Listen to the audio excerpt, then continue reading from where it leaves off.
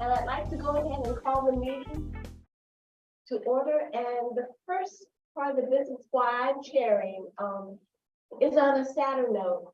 And as you probably know, Barbara Snowden's husband passed just. Point of order, are we recording, are we live? Have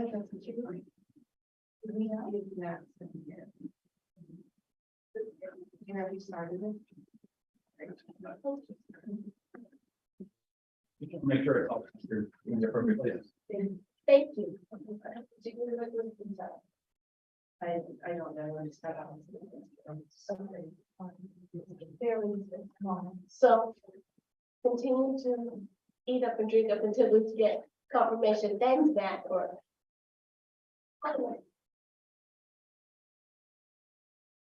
Matt just said you're He live. just said we're live. Okay, great. Okay. So, yes, welcome everyone to order for meeting National Registry Advisory Committee.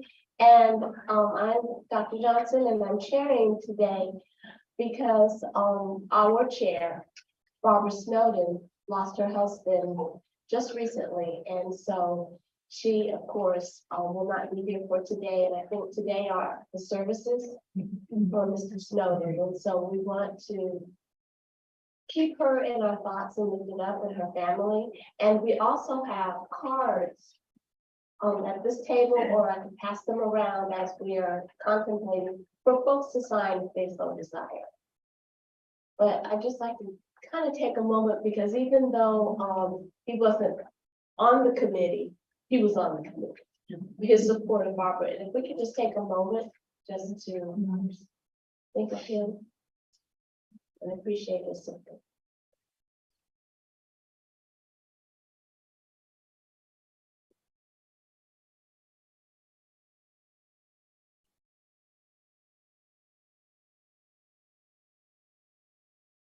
Thank you.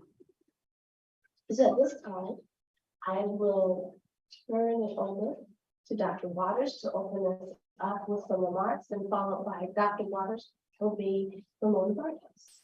Well, thank you this morning, Dr. Johnson. And again, I have no prepared remarks. And I'm sorry for coming in a little late. Ramona knows with a number of different things spoken there. When it's a spinning plates, right? But and just to say what I appreciate your comments about Barbara Snowden. I did speak with her yesterday, had a good conversation with her yesterday. And so she was doing well under the circumstances. And so, but she does send her regards to her best. I want to thank you all again for the time that you put into the work of this committee. And so I know I have done that at the previous meetings, and I'll do it again. Just say thank you for the work that you put in to support the team here. And I also want to thank the team here again, just for the tremendous amount of work that they do. I mean, just every day, Ramona and I talk about it. I hear the reports. I got a chance to go visit the team out in the field. So I'm deeply grateful for that. It's just a wonderful group of people to work with. I still am enjoying every minute that I'm here with everyone. I will say again, and Sean, thank you. Sean emailed the secretary and I about concerns regarding, salaries for the team here. And that is a big, a really big issue for SHPO. Ramona and I have been discussing that. I am happy to say that the secretary understands that as well. And as we are trying to work through the budget process now with the governor's office and with OSBM, I was pleased to hear him say in that meeting that he understands and he knows that the history side of the department has been the side of the department that has been under budget for a long time. And that we need to, that is a reason why it was high in the list of priorities for the budget that we were sending forth, hoping that the things that were priorities for us will end up in the governor's budget. Also stress the need for labor market adjustment money, which we did get some, and that is a high priority, which we're stressing. And so I have been saying, the more we have you all as advocates to our political leaders in the state, the better off it is. I was in Greensboro yesterday with one of the members of the Historical Commission, Susan Phillips, and talking with her husband, Jim Phillips, as well, and that was a topic of discussion that we had yesterday. So I just want to say, Sean, it is a priority for us, and thank you for your advocacy too. And I would ask that you continue to do that because it does help support us here. But again, thank you. I'm going to be in and out a bit today. I'd like to sit through each of these presentations, but I apologize up front that I'm going to be running back and forth. But again, thank you for being here. Thank you for all the support that you give us. And when I call on people to do extra work like Dr. Denard, he's right there to jump in and do it. So thank you so much. You're very welcome. Before you go, and I'd just like to urge the committee to remember your remarks about the salary and thinking about the wealth of knowledge that staff have, and that every time one leaves for good reason because of salary, we lose a lot more, and that there's a lot of pressure externally to get study lists through very quickly, to get these nominations in and out quickly. Can't happen if we are at diminished numbers in terms of the staff. Absolutely. Madam Chair, if I could say one more thing, Ramona and I had a great conversation. This was last Friday. I would just like to mention this because of who it was we were having a conversation with. This person, Berlinda Talbert. Some of you may recognize that name because she grew up in Charlotte. And if you don't recognize the name, you will recognize that she played Jenny on the Jeffersons. And so she is from Charlotte and splits her time between Charlotte and Los Angeles.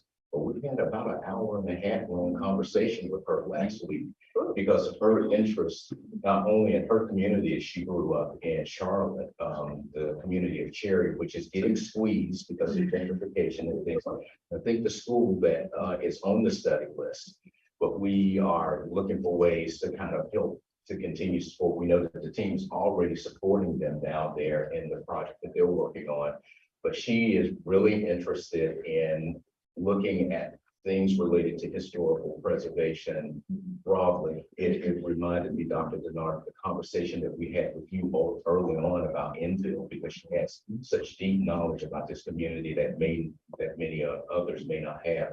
But I want to thank Ramona for taking the time, because she was in Arizona at a conference when she joined that conversation, but it was a good conversation and bringing more people, I think, more voices to the table, I think, is support. So I just wanted to mention, thank you. Thank you. And that labor is really important, and we need to recognize that as labor and not just goodwill. That's true.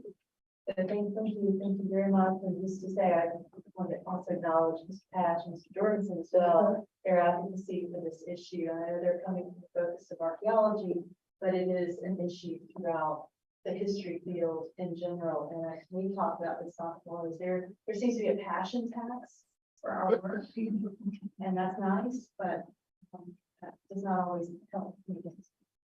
Appreciate everyone having that as already amongst yourselves. I just wanted to briefly mention, because we do have a good number of nominations today, and hard work staff. That's not just while ahead of our new national registered coordinator. I think it's a full meeting now. I just want to acknowledge the hard work of everybody here, and maybe I'm not sure we might have an opportunity for one to introduce themselves just briefly in case we're broadcasting. But I wanted to talk about three quick things. One is we had a retreat in December for the Division of Historical Resources. And that was the first one that we've done that in any practical way in about 10 years, and had not done it with a facilitated approach. So I thank Dr. Waters and management for helping us fund that. And I think that was a great opportunity as we're coming out of the COVID situation for us to see each other in person. We had a lot of new folks join us. You're going to get introduced to one of them here in a moment. But just so that we all know one another and understand what our roles are and how we can collaborate even greater. Because talking about everyone's interest in historic preservation, we're not making widgets. We're working with people, and you need people to work with you. So that was, I enjoyed it. I think everyone else did as well. Other two things, we were preparing our biennial report. You might all be familiar with that, those of you who serve on the historical commission. So every 2 years, we look at the last 2 years. So we're looking at 2020 to 2022, July through the end of June, those bookends. And I just thought you'd find it interesting, some statistics on the National Register, for example. So I'll just read part of this, maybe easy. Great activity. We had 65 new listings in that 2-year period. And that included additional documentation and boundary increases. So overall, that's an increase of 40% over the previous filing. And I want to really acknowledge staff. For half of that time, we were only at 50% strength in that particular part of the office. So the fact that we were able to do that with the folks that we had in place, that's astonishing and really testament to their hard work and professionalism. And as usual, mostly in the Piedmont, we had a sort of increase in West, which is great. And the other thing is we had 21 new districts. That's quadruple the number we had in the last biennium. And you all have been here for a great part of that. Downtown Asheboro, Black Mountain, downtown Dallas, downtown Elizabeth City. Some of these were increases, but still Enfield. Downtown Kinston was an augmentation. Mount Airy, we have multiple ones in Mount Airy. Oxford, Pilot Mountain, Robbinsville, way out in the west, Sanford, Sparta, and Winton. So it's quite astonishing. And a lot of that was from local demand for that. The other quick thing I want to tell you about this is to sing Beth King's praises along with the survey team. I was asked to give for the Hometown Strong program, which is an internal administration program. And how many surveys are we doing in rural areas? That's really their focus. So last year we completed 7 in tier 1 or tier 2 counties. And we had a quota of only 2. So we 3.5 times exceeded that. So that's to credit that and her folks. So Forsyth County, West Burlington, Bear Bluff, Marlboro, Washington County, Waynesville, American Resources, and Whiteville that we're very involved in. And then we're starting out, as you know, the federally funded survey programs or projects in counties. We've got Cumberland County, Hoke, McDowell, Montgomery, Person, Polk, Vance, started Swansboro through a CLG grant as well, and also Mount Pleasant update there. So that's got plenty to keep her busy along with a lot of work. So just want to acknowledge their work, and all of that eventually comes to you in some form of that. So Dr. Johnson, if I could encourage maybe a moment where we have them introduce themselves and we have some new faces as well. I want to make sure you all get some. Yes, and after the introductions, we'll need to approve the minute And conflict. and the conflict. And before we do the introduction, Ramona, is it possible I can ask you one question? Yeah. Regarding these 65 new listings. I'm always interested in the comparative framework. If you had a chance to look at how we stack up against other states. Well, I know South Carolina pretty well, because we get the newsletter and look at it with great interest. Well, I would say in some cases doubly ahead of them. But it's just part of it's public demand, but part of it's what we're also out there trying to foster. So I can check on our other surrounding states. We don't like to be the veil of humility, but you know. The northern deep southern states, and I always want to see how we don't. Like to be rather than to see. So we're trying to work, yes. I can get into more details, but I think we're approximately double South Carolina based on what I've seen at their newsletters. But they're half our size, so maybe that's to be expected. Thank you. Thank you. So I'll start. So I'll start with. Yes. So Mary Lynn for the introductions. We'll go around and then we'll come around to our extraordinary staff. I'm Marilyn Bryan, and I live in Fayetteville. And I'm working on a project that is located there. And it's technically called, we now have a name. We did not have a name forever. but we do know it's the North Carolina History Center on the Civil War, Emancipation, and Reconstruction. The name is huge, far too long, and I'm sure it will end up being the North Carolina History Center on whatever you're interested in out of those three names. We're underway. We're not quite fully funded yet, but we're at 74 million of the 80 we need. So we're going to be looking for those other dollars as quickly as we can, and then underway with what we're doing. So we did restore 3 Civil War houses as well, Civil War era houses, and they're part of the site. So in that sense, I'm a little familiar with restoration issues. My name is Matt Jorgensen. I'm a consulting archaeologist. I live here in Raleigh. And as I got ready for the meeting today, I shed a little bit of a tear because next June will be my last meeting. So this is my next to last meeting after 5 2/3 years serving. My name is Sean Patch. I'm an archaeologist with New South Associates in Greensboro, currently serving my first term. My name is Josie Ward. I'm an architectural historian and preservation consultant from Asheville, also serving my first term. My name is Fred Belden. I'm an architect as well. I'm David Bergson, Winston-Salem. I'm a historic preservationist. This is my second term of first live meeting. Welcome. I'm Joe Opperman. I'm a preservation architect in Winston-Salem. And I'm serving the second meeting, my 4th term. I'm David Denard, retired history professor from East Carolina University, and I live in Greenwood. I also serve on the North Carolina Historical Commission.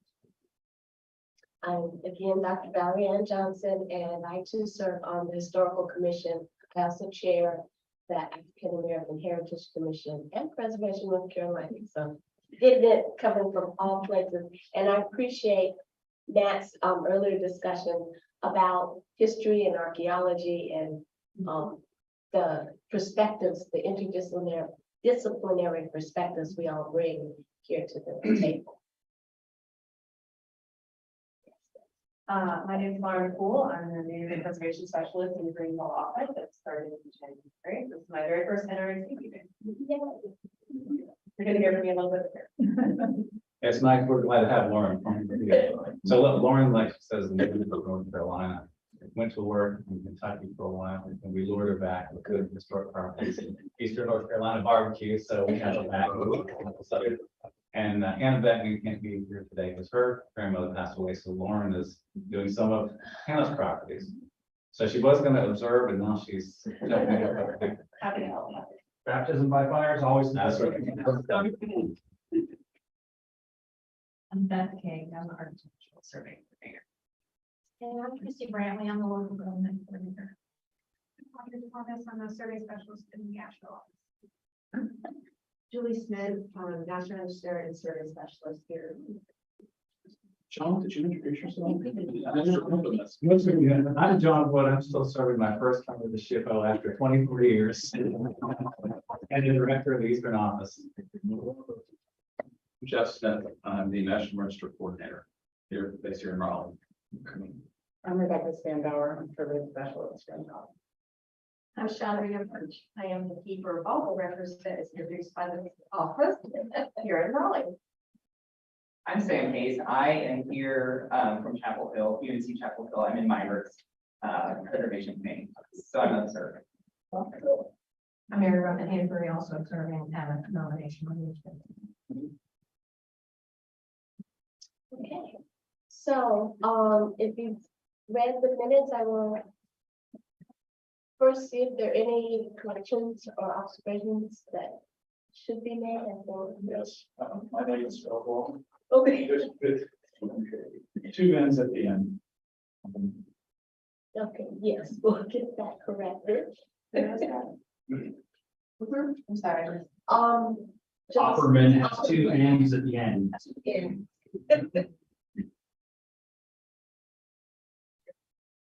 Mhm. Any other corrections that need to be made to the minutes? If not, I'll entertain a motion. Madam Chair, I move approval. Minutes. Second. And it's been moved and seconded. All in favor? Aye. Any opposed? Any abstentions?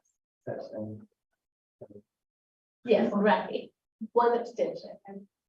Sure. Thank you. Mhm. Thank you for that. Now, the other, thing, and remembering all that we need to do now that we're in person, which is so, it's really nice.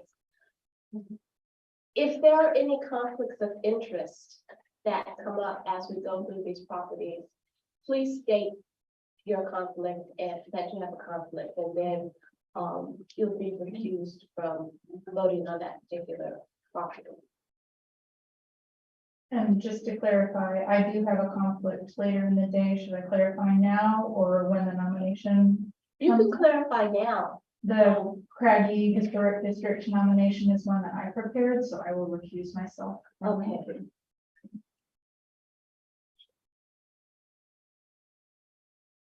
I'm sure we should still have a quorum, I would expect, even with that.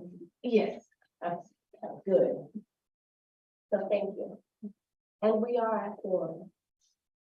So I think we are ready to go through our first nomination.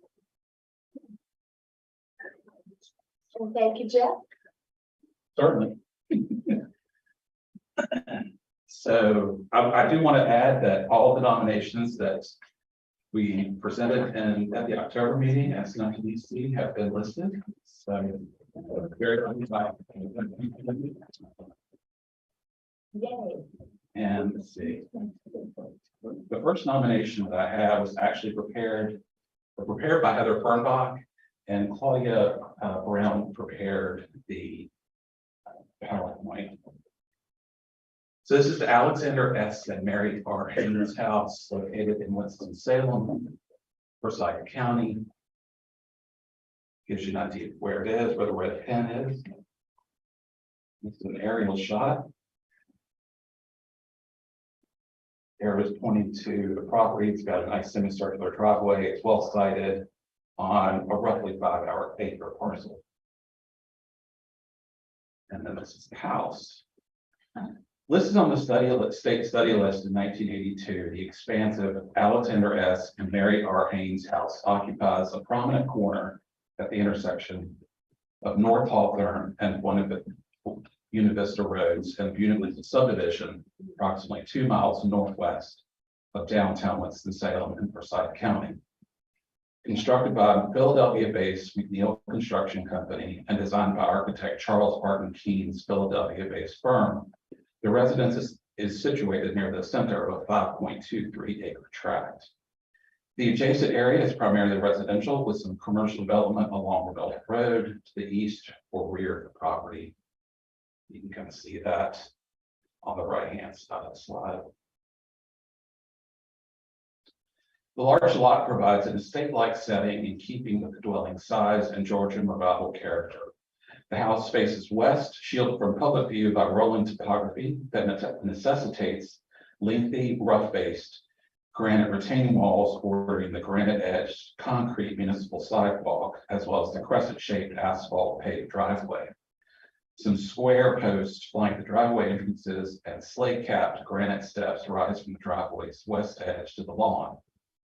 Planting beds containing perennials and deciduous and evergreen trees and shrubs line the dwelling's perimeter and punctuate the lawn. The nature of Philadelphia landscape architect Thomas Warren Sears' design of the gardens is unknown. However, ivy-covered remnants of walkways and a fountain remain wooded portion of the parcel. The garage situated northwest of the house is original, as are the stone retaining walls.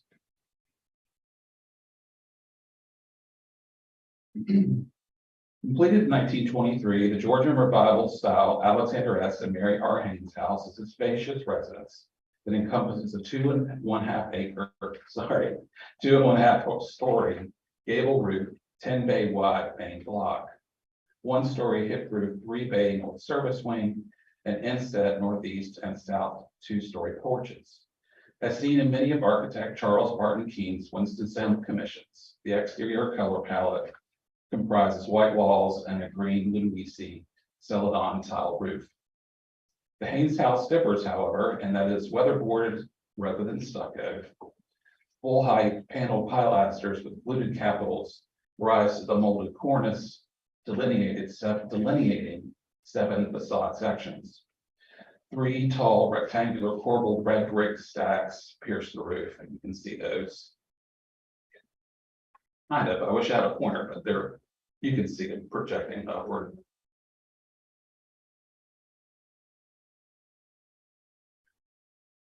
And these are the north and south elevations, those 2-story porches.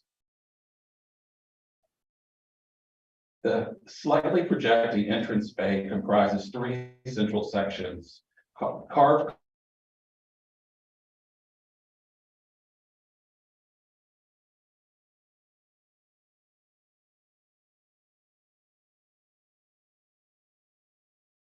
console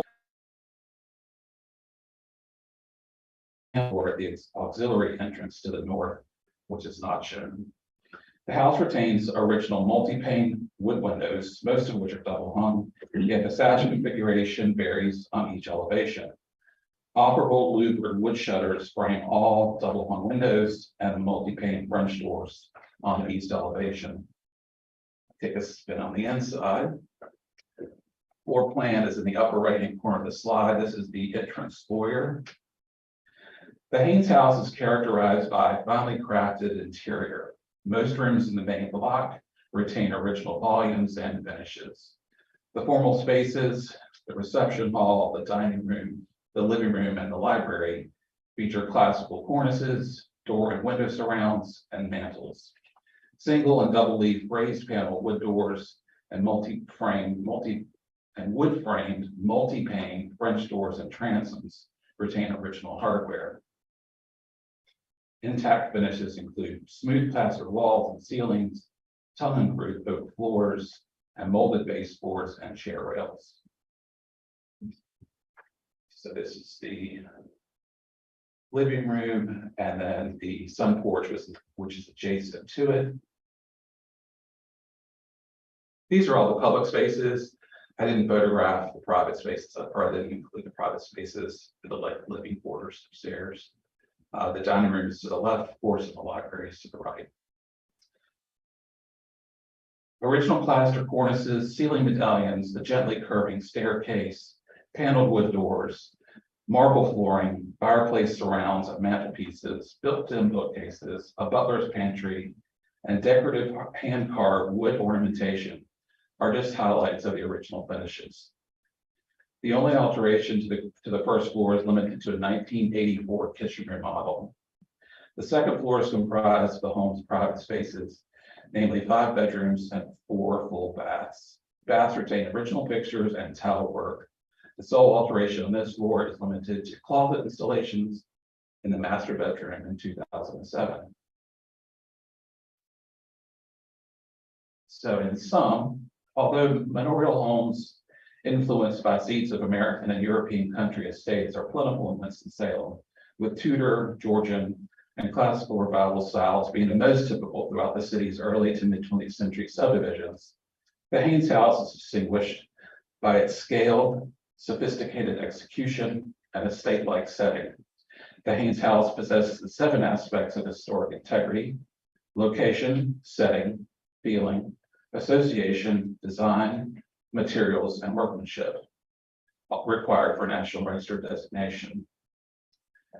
The Haynes house meets National Register criterion C for architecture due to its refined Georgian Revival style design. The period of significance is 1923, the dwelling's construction date. The proposed boundary is a portion of the tax parcel that has been historically associated with Alexander S. and Mary R. Haynes house, and that white line delineates the boundary, the proposed boundary. The Winston-Salem City Council adopted a resolution in support of the nomination on February 6th. And that's all I have for this one. I have two more nominations. Mhm. Do we continue with those? Yes, please. Okay. Water break.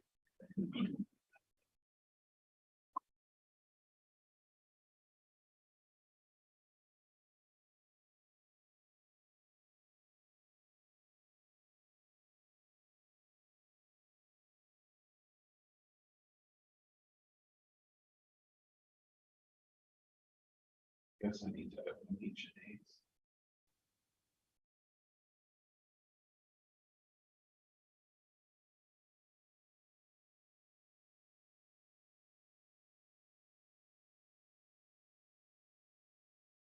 Sorry, folks. I thought these were all loaded. They're on the desktop. Yeah, I just can't see. You just have to close that one down.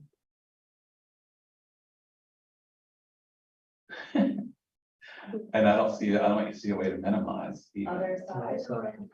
Other Red side. side. Thank you, thank you. Yeah. No, it is not. A mouse. Great. Oh. All right, here we go. Okay, so from beautiful Georgia Bible house to a very stately textile mill in Gastonia, Gaston County. I believe this is another Heather Fernbach prepared nomination. This is actually Sarah Woodard's prepared this this presentation as well. Sarah is in Iceland. Are we at liberty to say that? Yes, I did. So the secret's out. This is the 1923 Flint Mill number 2. Number 1, sadly, has been demolished.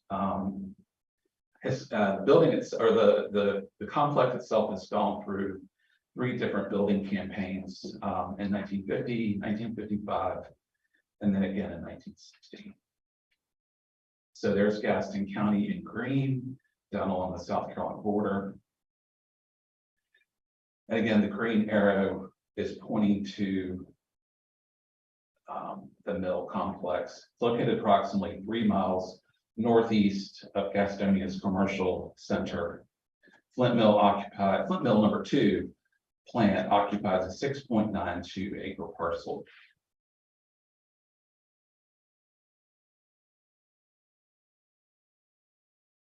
This is an aerial view showing the plant's proximity to neighboring access roads, the railroad corridor to the north, and modest mill housing down along the bottom right corner, which would have obviously been the kind of the natural setup. Here we have a site plan. Shows the building's evolution. You can see the original 1923 building kind of in the center. So we'll start our virtual tour of the complex facing the front facade of the building, which the white arrow points to. And we will work our way around along the front or south elevation, around to the northeast, down the rear elevation, which runs parallel to the railroad corridor, and around the west elevation and back to the beginning. This is the view of the facade. That monumental entrance bay is hard to miss.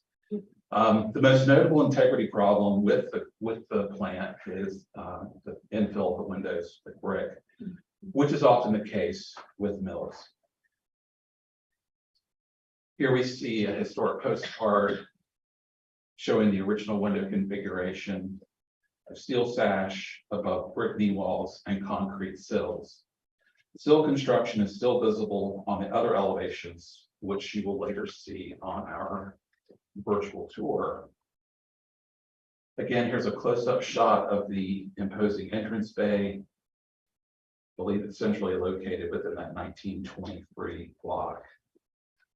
With Flint Mill, you can kind of see above the transom. So here we have facing back towards the facade with the 1966 warehouse in the foreground. This is the east elevation with some loading docks. Another view of that same elevation. This is a section of the rear elevation with functional rooms dating from the original 1923 construction date. Again, more of the rear elevation. And some more. This is the picker room, which dates to 1923. After that is the opening room and the waste house. And you can see the stair tower in the on the right-hand side. And it's more prominently visible there on the right-hand side of the slide. Starting to see some of the 1950s additions as well, which house mechanical equipment. Those are kind of projecting out from that original plane. Again, this is the stair tower dating to the 1923 construction date. I'm not really sure what this is, other than just like it's covering a platform of some sort, which is connecting 1923 section to a more modern warehouse. Which there you see that in detail, but you can still see that, you know, the window, the fenestration pattern is still the same. So here we see the first floor plan showing the 1923 section with the 1950s and 60s additions on both east and west sides. And then this is the second floor plan. Going into the interior, the first floor, typical finishes and treatments, although the mushroom columns are not that typical. So, but the hardwood floors, you know, it's the wide open spaces. And here's some of the more modern, mid-20th century, I should say, additions. Here's the inside of the stairwell.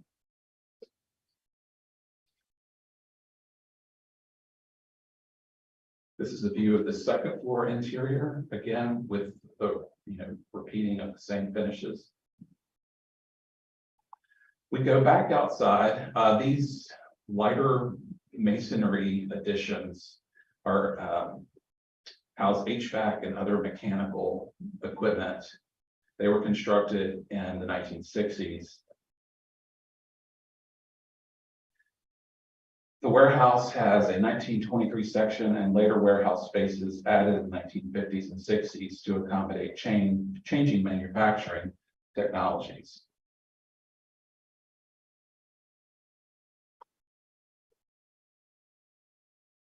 Typical view inside of the warehouse complex, so a little more Spartan, but it does have the more commonly seen chamfered wood posts.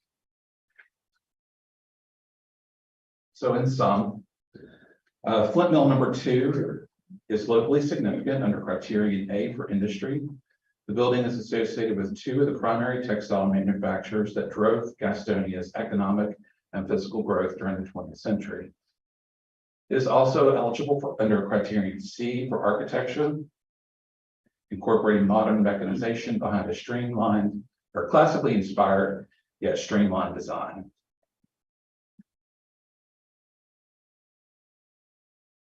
And Jeff, after you Yes. present your next one, if there are any questions that folk have, that would be a time. Okay.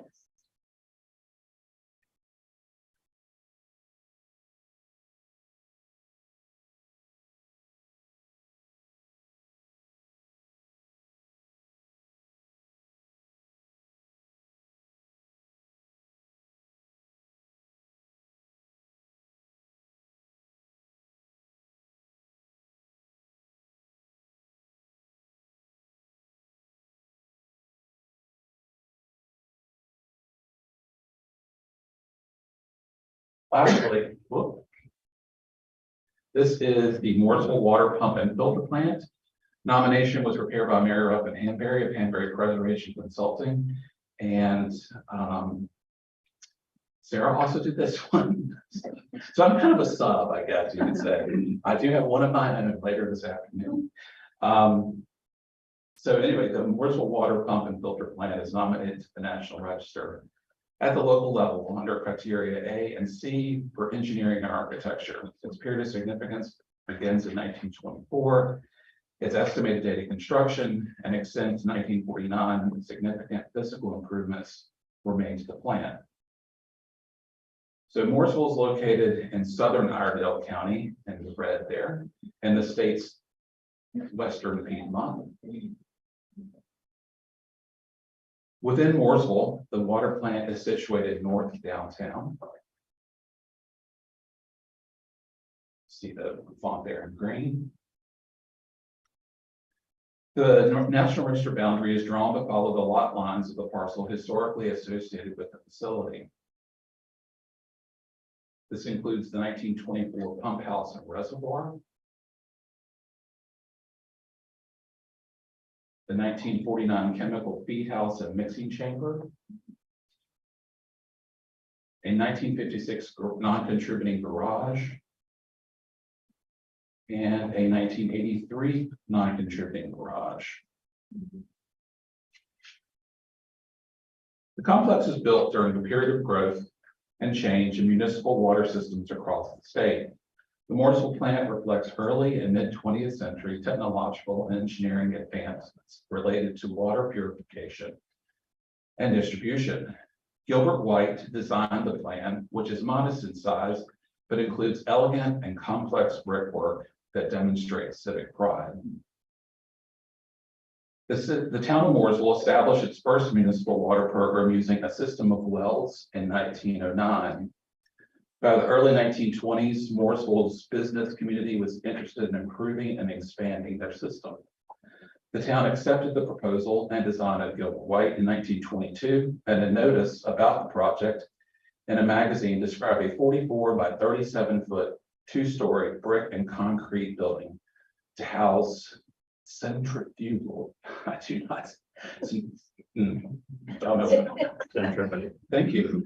Pumps and 500,000. I practiced that. A 500,000 gallon concrete reservoir and reinforced coagulating basin. I got coagulating, but I couldn't get it. It's wrong. So anyway. Let's see. Components of the project were led to a variety of firms: Quinn and Withers, Tucker and Laxton, Morgan Pipe and Foundry, Morris Machine Works, Chicago Bridge and Ironwork, and the Grinnell Company. The facility incorporated several engineering advances, including exterior coagulating basins that allowed sediment to sink, sometimes with the aid of chemicals, extensive storage capacity to allow for supply to be deemed to meet demand, even if the demand exceeded the typical supply from the intake facility, and electric powered centrifugal pumps to create pressure for distribution. Architecturally, the Mooresville facility is one of many civic water facilities built in North Carolina during this era. While it is smaller than some National Register listed examples, such as the E.B. Bain water treatment plant here in Raleigh, it is an early example that retains a great deal of architectural integrity. These are just some interior shots. Nice paneling. The odd Christmas decoration. Mooresville's population was growing, however, and within 20 years, the plant needed more capacity. World War II delayed expansion, but in 1948, an expansion to double the filter plant capacity to 1.5 million gallons per day got underway. This was only a stopgap, however. In 1962, the plant became a reserve or backup facility, but was eventually closed entirely. And we'll continue looking at the resource. That's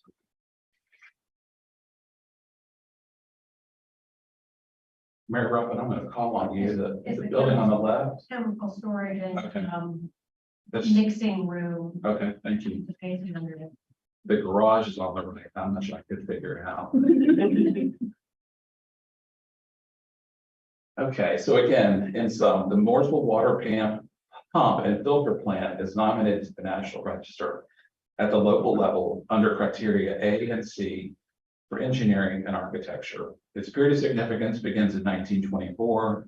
Its estimated date of construction and extends to 1949, with significant physical improvements were made to the plant.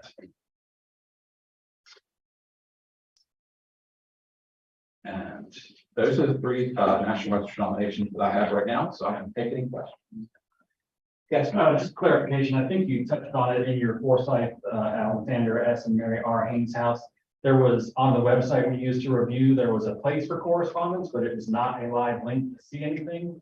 Okay. So you mentioned something, you mentioned one thing, was that the only correspondence that was involved? That was, I don't know if that was from city council. Yes. But I believe we heard from the historic plant or historic resources commission as well. We just got them kind of late. It's okay. I do have a question. Oh, I'm sorry, go ahead. I just had a small comment about the Mooresville application form or nomination form that the architectural significance or architectural classification could include Art Deco style as well as the commercial style, the kind of sure what you see in that concrete building. True. It's in the pros of the nomination, just not. in Okay. the And outline. yes, Joe. Well, I was gonna ask a question about, bigger picture with the Haynes house. Is there any movement to have a district for, Vista neighborhood? It's talked about on and off from Wayne's, Winston-Salem all the time. But there's some really fine places there, and I'm afraid, like the one we lost 2 years ago here, the informant Dan, bad information. Is there anything we can do informally to, or however we might do it to encourage some activity? I know Gwen Taylor has been an advocate for the church for some time. It was placed on the study list, I believe in either 2007 or 2009. But it really depends on the resident and what they want. Well, But it's just, well, it's a big group. And I don't know if there's a big, nobody would be better. Heather would be wonderful. She did the big survey for the whole area on that, but all of her work is actually. But if there could be some nudging in some way, I don't know how we might do that. I recommend, this is what's down for it. And speaking to Michelle McCullough, she's the preservation planner. And that can potentially be a CLG grant in the future as well. To pursue that. So, research. yes. For nomination. The nomination. But I suppose to Christie's point, seeing sort of that local grassroots effort, I think that may be more helpful than us saying, I mean, to do this, we can go in both directions, but sadly, a lot of the public might think that requires a regulatory or has a regulatory component to it. So that kind of education, we all know. Those issues that, an honorific, it opens the door to X, Y, and Z. There's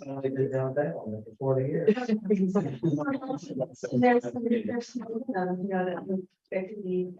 So I don't know if this can help in sort of organizing a grassroots organization. I recently learned through my church that you can go to the post office and have them mail a postcard to every mailing address in a specific zip code. You might be able to do a little postcard that goes to the entire neighborhood and surrounding neighborhoods. And suggest something that. I would really strongly suggest talking to the Michelle McCulloughs, because it wouldn't necessarily be a top down. I mean, thinking about helping folks organize and start with a listening session. What does it mean to be on the National Register, start generating interest?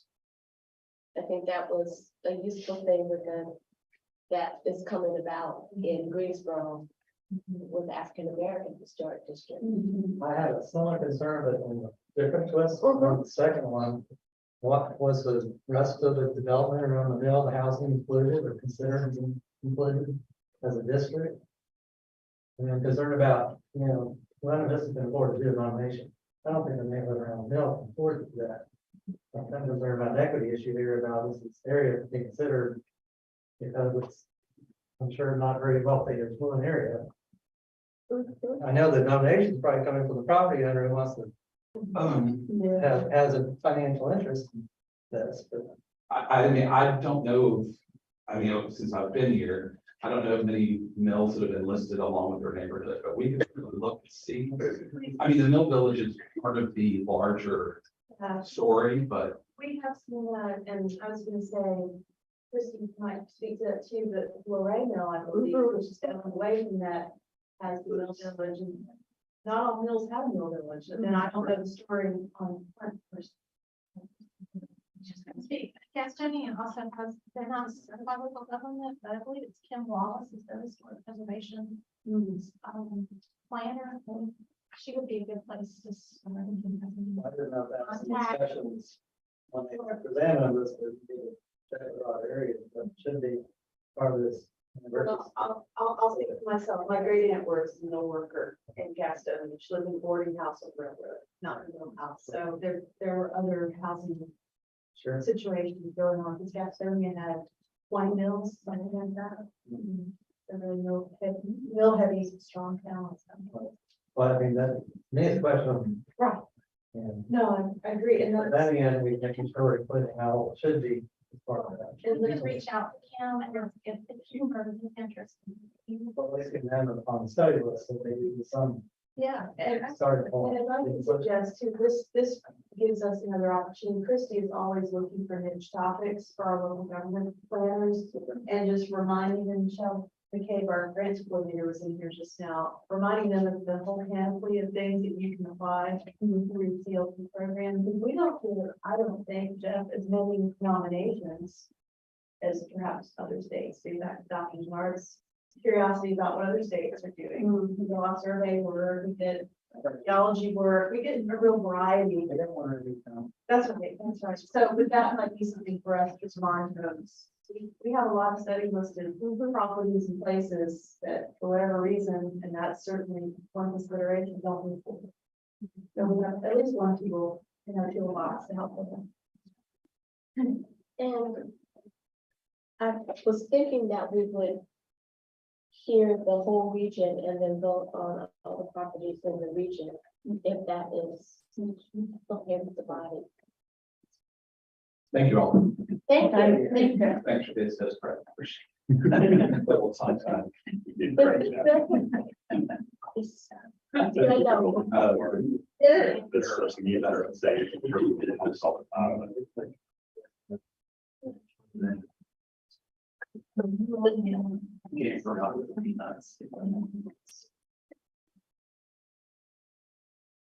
That, I look for it and I just, my eyes are not. Correspondence, and I know, not only Winston Salem, but also, what was the other one? Mooresville, the HPC and the city council, sending comments. Okay. Well, you all don't usually hear from me at this time of the day, because I'm not a National Register reviewer. But as Sean mentioned earlier, her Hannah Beckman and Black is at a funeral today. So she put these presentations together and I'm going to be reading her script. So particularly for this downtown Greensboro nomination, it's a really complicated district. So I have a lot of notes here from Hannah, so hopefully I can answer any questions that you have. But I may have to thumb through some things to find information. So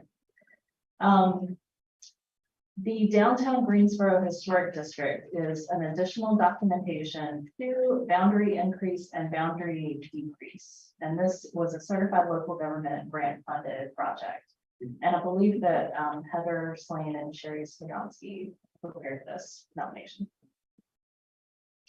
The district is located in the Guilford County seat of Greensboro, and it was originally listed in 1982. Shown outlined in blue at the center of the screen, the original nomination states that it includes all that remains of Greensboro's central business district that developed during the period 1885 to 1930, probably the most significant period of growth in the city's history. Established in 1808, Greensboro was chosen for the county seat due to its central location, but it remained a small village until the latter part of the 19th century, when it emerged as the governmental, social, and commercial center of Guilford County. Its growth was due in large part to the network of rail lines that passed through the city. The original district was listed for local significance under Criterion A in the areas of commerce and transportation.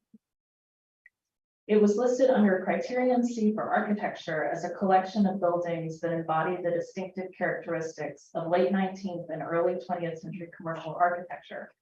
It was also listed under Criterion A for theater and under Criterion B for association with the lives of many of Greensboro's important and influential citizens, although no supporting context was provided for either A or B in the nomination narrative. The boundaries contain one individually listed property, the Jefferson Standard Building, which was listed in 1975 and is significant at the local level under Criterion A for commerce and Criterion C for architecture. The original period of significance began circa 1885 with the construction of the oldest buildings in the district, including the Vernon Building, which is pictured here, and ended in 1930. The period of significance ended in 1930, 50 years from when the nomination was prepared, which is different from 50 years from when it was listed. The nomination was prepared but not listed immediately. In 2004, an additional documentation extended the period of significance to encompass growth that occurred by 1950, expanding commercial, transportation, and architectural context for the period. Throughout the 1930s and 1940s, Greensboro remained a center of retail and transportation in the Piedmont. New construction in the district during this time included the Art Deco and Modernist styles. This additional documentation provided full descriptions for buildings constructed between 1930 and 1950, as well as notations about changes to buildings constructed prior to 1930. Both nominations also reference the 1960 sit-ins that took place at the Woolworths Building in downtown. The 1982 nomination notes the sit-ins as a key event in the American Civil Rights Movement and provides justification for Criterion A's significance, though the context is limited to one paragraph and the period of significance does not extend to encompass those activities. This nomination addresses the limitations of the 1985 district nomination and 2004 additional documentation through further additional documentation and the boundary increase in 3 areas, which are shown here in green. And it also includes a boundary decrease in 4 areas, which are shown in red, to remove vacant lots and a few later or highly altered commercial buildings. The additional documentation, too, adds context at the local, state, and national levels for significance in the areas of civil rights and African American ethnic heritage. The sit-ins at the Woolworths lunch counter in Greensboro, staged by 4 students, Joseph McNeil, Franklin McCain, Ezel Blair Jr., and David Richmond from North Carolina A&T University, started on February 1st, 1960, and they have been widely viewed by both scholars and contemporaries as a turning point in the civil rights movement. The demonstrations continued to grow as more students from NCA&T, Bennett College, and Dudley High School, as well as white students from the Women's College in Greensboro, which is now the University of North Carolina at Greensboro, joined the protest. The events at Woolworths quickly spread to other businesses in the historic district and inspired similar demonstrations in cities throughout North Carolina. As a result of this method of nonviolent direct action protest, lunch counters in Greensboro, Charlotte, Durham, Raleigh, and Winston-Salem were desegregated that year. As news coverage spread throughout the nation, additional sit-ins took place in Tennessee, Virginia, Georgia, Alabama, and other southern states, while pickets and boycotts in northern states supported sit-ins in the South. Ultimately, over 100 lunch counters throughout the South were desegregated by 1963, followed by a myriad of other businesses by the mid-1960s. The majority of buildings in the district were constructed by 1950. However, the period of significance extends to 1963 to include significant civil rights activities, including marches and protests that resulted in the desegregation of public spaces and businesses. The additional documentation also includes expanded historic background and context in the areas of architecture, commerce, and transportation as well through the year 1963. The revised architecture context goes into more detail about the various styles found within the district, including the Italianate, Romanesque, Classical Revival, Neoclassical, Italian Renaissance Revival, Art Deco, Spanish Colonial Revival, and Tudor Revival styles, although most buildings in the historic district are vernacular commercial buildings. The additional documentation serves to correct the original document by removing theater as an area of significance, as well as criterion B due to a lack of developed context for criterion B. The updated Section 7 inventory list contains new property descriptions, updated contributing and non-contributing statuses, and accounts for any material changes, new builds, or demolitions since the 1985 and 2004 nominations were written. The revised resource count for the additional documentation includes 85 primary contributing resources and 22 primary non-contributing resources. The boundary increase expands the district in 3 different areas, and those are again shown in green, with 46 contributing primary resources and 14 non-contributing primary resources. Buildings in the boundary increase, like those constructed throughout the district in the mid-20th century, illustrate the continued evolution of downtown Greensboro in that period and share the same development history. The period of significance for the boundary increase extends from 1893, which is the date of construction for the West Market Street Methodist Episcopal Church, to 1975 with the construction of the Guilford County Law Enforcement Center. Additional context is provided for the commercial and architectural significance of the boundary increase.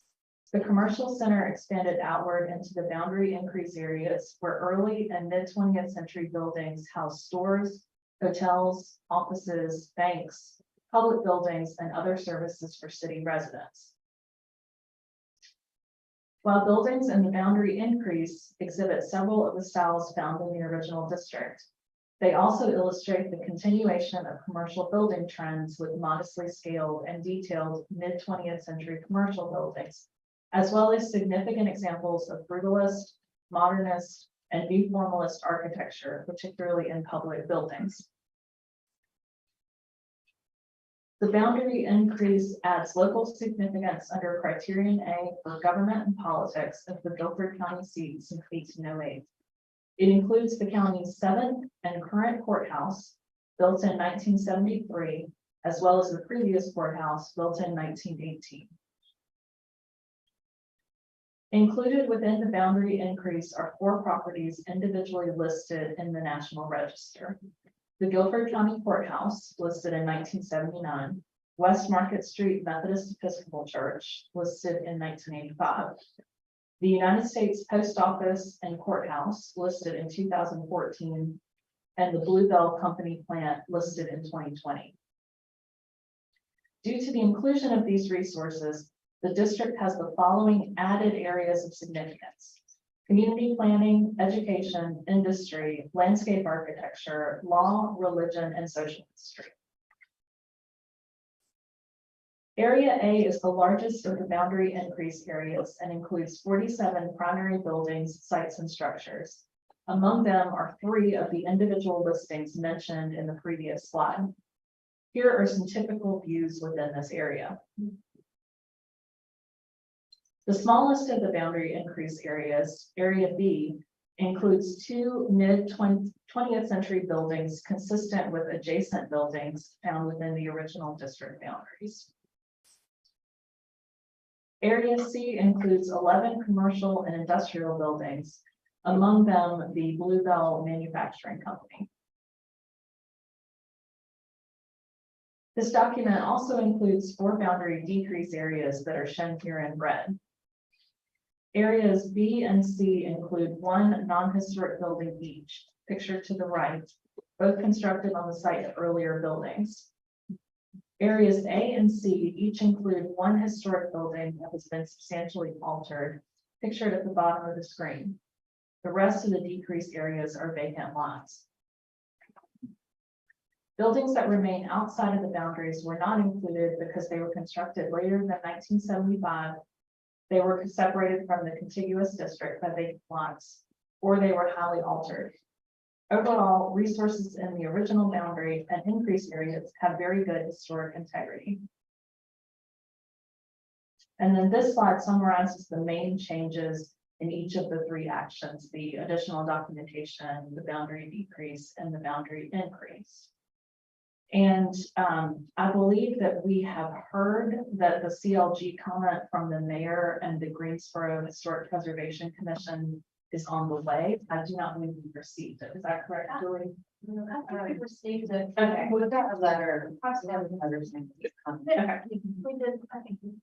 Okay, so they have told us that they believe the nominations meet the criteria for listing or removal from the existing district boundary in the case of the boundary decrease. And that's all for Greensboro. Because that was so complicated, Dr. Johnson, would you like me to pause for questions? Sure, yes. Are there any questions?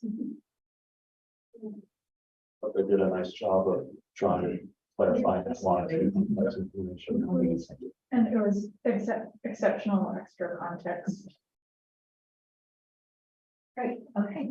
Well, then I will move along to the second property, which is the William and Barbara Muchler House. And I'll note that you all saw this property in June of 2022, but it was not quite 50 years old at that time. So this is now on the agenda again because it's 50 years old. The 1973 William and Barbara Muchler House is locally significant under criterion C for architecture as an excellent example of a modernist residence with a split foyer plan. One of only a few such dwellings in a town where traditional style dwellings predominate. The period of significance is 1973, the house's date of construction. It is located in the northern Wake County town of Lake Forest, in a neighborhood northwest of downtown, developed in conjunction with Wake Forest Country Club. The Muchlers relocated to the area in the 1960s after William took a job at IBM. His wife, Barbara, completed a master's degree from NC State and held several counseling positions. It was Mrs. Muchler, a modernist architecture aficionado, who designed the house to emulate aspects of the family's 1967 split foyer plan home, which is shown here in Vestal, New York, as well as Raleigh houses that she admired while planning their new house. Here are some of her original drawings of the house. And here are the plans that they commissioned. The residence retains very good historic integrity and manifests modernist principles in its long, low form, generous use of glass and high-quality natural materials, including rough sawn board and batten sheathing and variegated red brick to create continuity between the interior and exterior. West of the entrance, the roof continues in a dramatic cantilever to create a 2-bay carport. Beneath the low-pitched side gable roof, deep eave shelter plate glass casement windows, fixed windows, and sliding glass doors. On the side elevation, the only notable change is the addition of storage rooms under the deck in 1989. Here's the rear elevation. The other notable change on the exterior is the enclosure of the lower level sunroom, which was originally a screen porch. And this occurred sometime between 2005 and 2020. This is the other side elevation. The interior retains a split foyer plan with a central stair leading from an at-grade foyer to a full-height upper floor encompassing the public living spaces, including living and dining room, kitchen, breakfast room, and sunroom to the west. And there are bedrooms and bathrooms on the east. Here are the living and dining room. Original character defining features including rough sawn board and batten accent walls, variegated red brick chimneys, exposed ceiling beams, built-in bookshelves, and hardwood floors. Here are the kitchen, breakfast, and sunrooms. The only notable change to the original floor plan is here where dividing walls were removed in 1998 to create an open floor plan. Here are some representative views of the private bedroom wing. Intact elements include flatboard window and door surrounds, low baseboards, flat panel wood corridor doors, louvered closet doors, and built-in bookshelves. In the semi-subterranean lower level, the public and private spaces are divided the same as above, with a game room, family room, and sun porch to the west. And to the east, bedrooms, bathrooms, and storage rooms. As you can see, the same original finishes are found on the lower level. This shows the game room, family room, and sun porch. And this shows the bedrooms and storage rooms. The Mutchler House is one of only a few modernist dwellings identified during the 2020 Wake Forest Architectural Survey update, including the 1950 Thomas J. and Mary Susan Byrne House, which was also added to the study list, and the 1977 John Rich and Anne Melanie Murphy House, which was not old enough to be placed on the study list. The Wake Forest Country Club neighborhood contains 20 custom-built dwellings, 16 of which were erected between 1972 and 1980. Most are traditional in style. The 1972 Ray and Lillian Faircloth House displays modernist features. However, the Mutchler House more fully exemplifies the modernist style in form and finish. The boundary encompasses all of the 0.91 acre tax parcel historically associated with the house. Again, the Mutchler House is being nominated at the local level under Criterion C for architecture with a period of significance of 1973. It should be noted that we received CLG comment from the mayor and Wake Forest Historic Preservation Commission, and they believe the nominations meet the criteria for listing.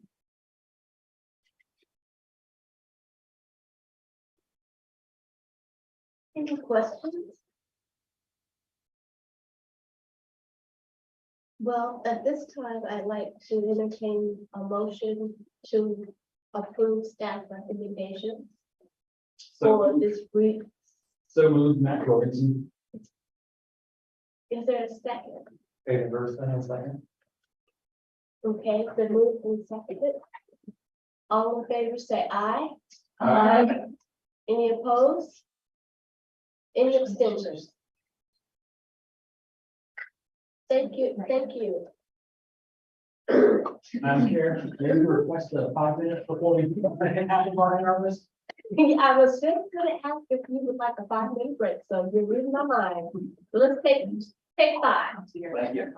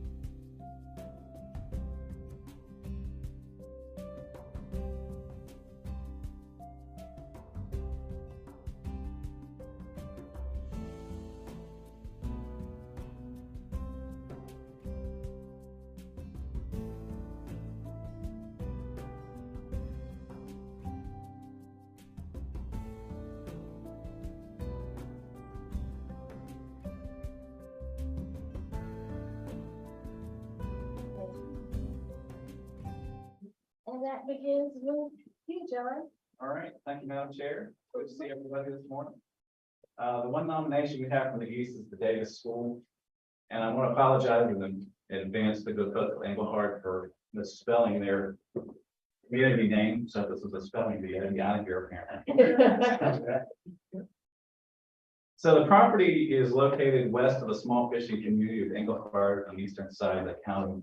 And if we zero in like a Chinese spy balloon, you can see Engelhardt to the right, and the rest of the area is pretty rural. Included within the roughly 8-acre National Register boundary, which is shown in black, is the contributing 1953 school buildings, a 1964 gymnasium, auditorium, and locker room addition, 1971 cafeteria addition, and a 1964 freestanding elementary classroom building. And to the bottom right is also the contributing baseball field, and all the other excellent buildings on the property are non-contributing. So the one-story red brick and concrete block, roughly rectangular 1953 Davis School epitomizes the functional modernism that we often see manifested in mid-20th century educational buildings. And large steel frame windows, a central flat roof, rectangular monitor, and glazed openings in quarter walls provided ample light. And the original flat roof and the monitor with groups of multi-pane sash, which are on the east and west sides of that monitor, are actually encapsulated in the gable roof that you see here. And that roof was constructed in 1982. And that monitor, which I'll talk about here more in just a minute, is really substantially intact in that attic space. So I'll walk you around the building. And so here you see very bucolic site, looks like a school yard. The bottom image and the image to the right, that's the 1964 gymnasium and auditorium addition.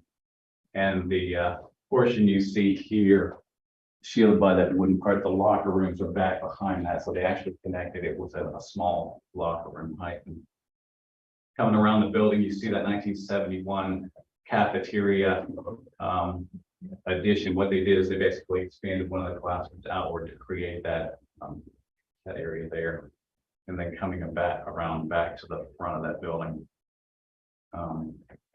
which you see here. And so these are a historic photograph from '76. We didn't actually have too many photographs of the school. You can see the monitor running along here, and this is a drawing from one of the high school yearbooks that show what that monitor roughly looked like, but it's not to scale, of course. The other windows on the lower portion of the building are all metal frame windows, which are totally intact and operable, as you can see. And so that monitor is encapsulated on this elevation by that vinyl siding there. And then on the end, it's what you see in that brick area. And like I said, on the interior, it's all encapsulated up in the attic. So the wind sash and everything are all still there. They're currently undergoing some renovations, and we're trying to convince the school board to put them, just open the monitor back up. I'm not sure they want to do that. On the interior, what you had originally was 10 classrooms that opened onto a double loaded corridor. And you can see here, this is the room where they did that extension for the cafeteria space in 1971.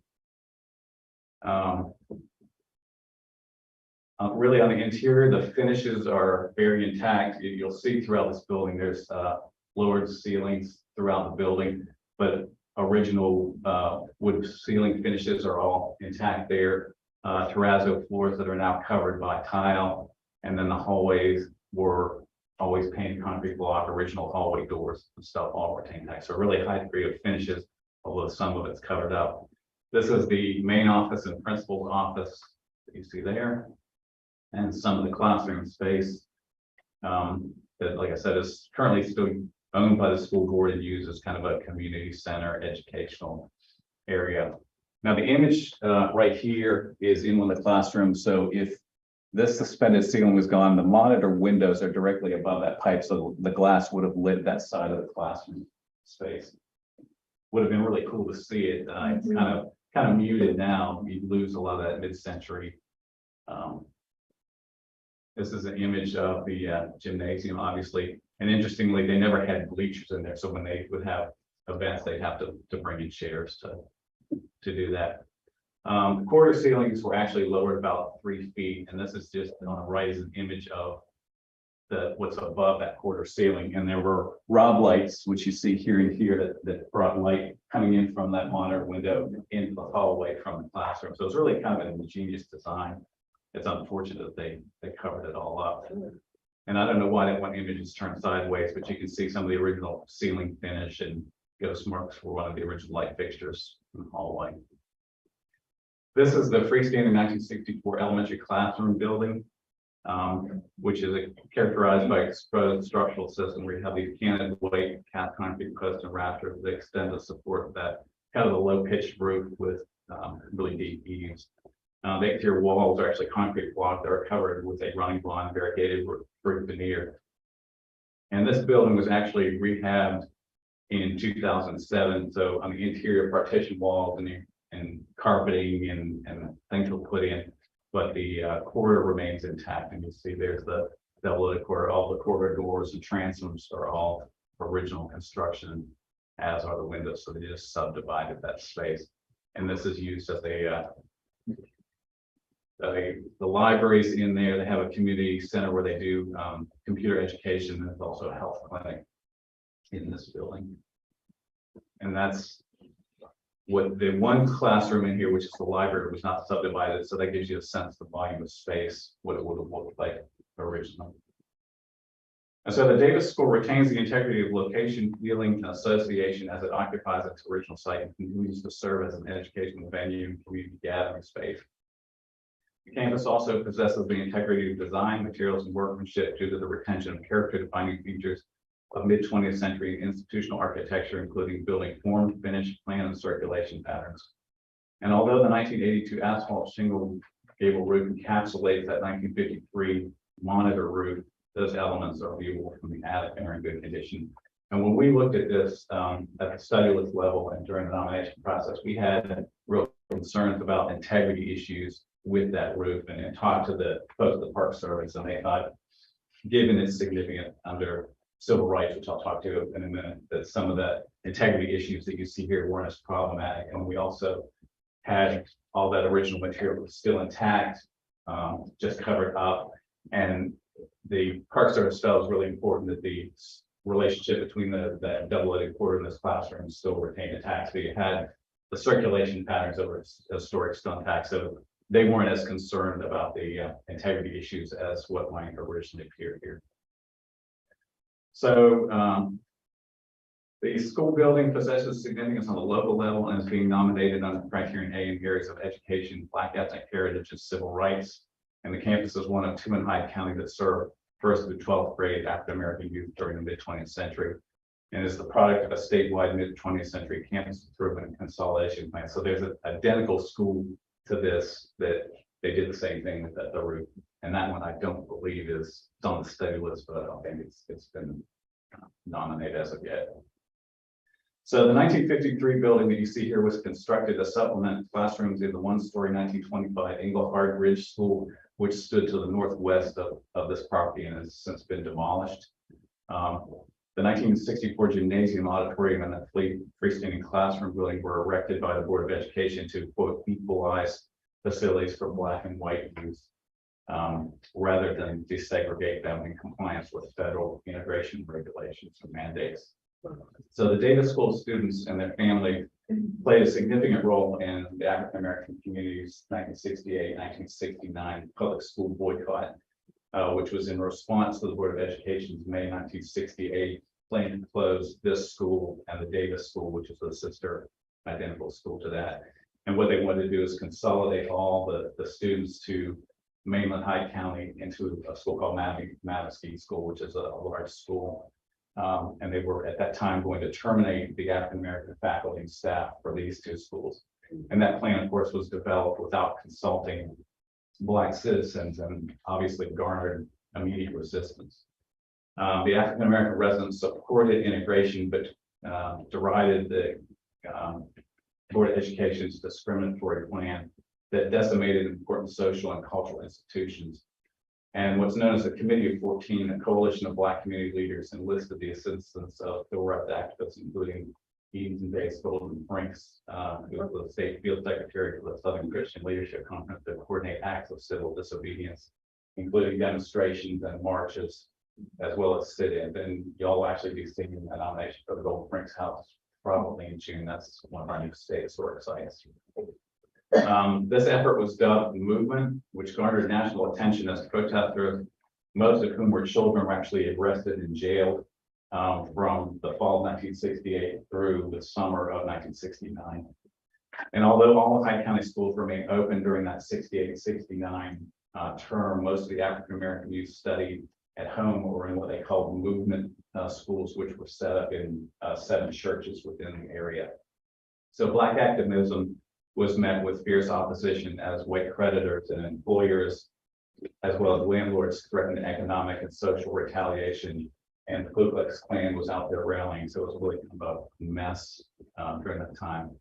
So after a year of debate and dissension, the community, the Board of Education leaders of the U.S. Office of Health, Education, Welfare concurred that a return to was considered a free mode choice integration approach would suffice for the 1969-1970 school year, while negotiations regarding an equitable plan continued to develop. So due to that highly charged political environment and the necessity of taxpayer support for the 1968 proposal, the Board of Education deferred the integration plan until November of 1969. And at that time, Hyde County voters rejected a bond referendum to expand the Madam Mesquite School enlargement by 4-to-1 margin. And so the Board of Education agreed to utilize all 3 schools and retain the Black faculty and staff at the Pace School and at the Davis School. And beginning in the fall 1970, all 7th through 12th grade youth were assigned to that Madam Mesquite School, and Davis School and the Pace School serve now only the 1st through 6th grade in the county. So the movement was deemed one of the most sustained and successful civil rights protests in America and had achieved its goals. And that effort also inspired Hyde County's African-American residents to advocate for other social and economic parity in other areas. So the Davis School you see here was closed at the conclusion of the 1998-1999 school year, following Madam Mesquite School's expansion to accommodate 1st through 6th grades. And as I said earlier, the Hyde County still owns this building, currently used as a business enterprise center, youth recreation center, community center, and educational training facility. Period of significance for the Davis School begins with 1953 construction of the building and ends in 1970 when full integration was finally achieved in Hyde County. And although the school continued to serve many of Hyde County's elementary grade students until June of 1999, its function after 1970 is not considered to be of exceptional significance. So that's what we had a period of significance in 1970. So if you have no questions, it's Lawrence. After you all. Yes, Dr. Bernard. Mr. Wood, I want to commend you for the excellent work there. And that's not to say the other persons have not done excellent work with their presentations as well. But I know a lot about this as a result of being familiar with Soselsky's work along Freedom Road, and also making a number of visits to this place and walking the grounds there and getting to know some of the folks who were actually participants in the movement period, during the movement period. So I want to, move that we accept this, but prior to that, I do want to quibble with you a little about the use of the words integration versus desegregation, because sometimes we use those kind of interchangeably. And desegregation, means you remove all the legal barriers, that would keep folks out of these facilities. But it doesn't necessarily mean that once you bring them in, you incorporate their cultures and all of their traditions and all their history. So there's no integration occurring, or it's slow, So, by the seventies, you know, across the South, we had, desegregation of schools, but not integration of schools.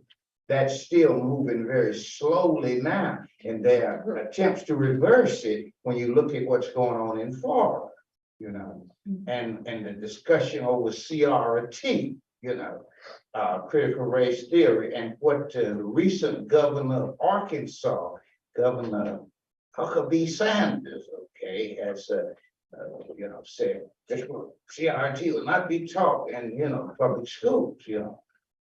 It was never taught in public schools. I mean, this was something that you got in college and universities, and not all of them, you know, but Derek Bell and some other folk, and all that. You can't teach, you know, critical race theory to sixth graders, even 12th graders, you know, but you can talk about the underpinnings of race, you know, in these areas and all of that.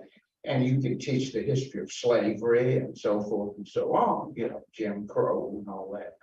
So, what I saw, you said most municipalities, for example, under the section of school integration, most municipalities integrated slowly, after, you know, the 1970s, you know.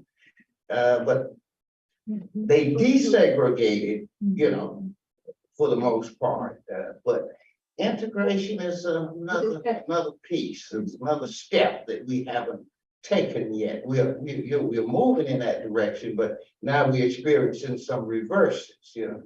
And one little example, and then I'll shut up about this. But I saw a story about a desegregated Negro in Washington, D.C., who'd heard that, you know, all the restaurants had been desegregated and there was integration. So he went down to one of these famous restaurants and he sat down to the table to order, you know. The waitress brought him a menu, so he looked on the menu and he was a little puzzled, you know. And the waitress asked him, why was he frustrated? He said, well, I don't see any collard greens on this menu. I don't see any, you know, ham hocks, you know, the food that he had been accustomed to eating, you know.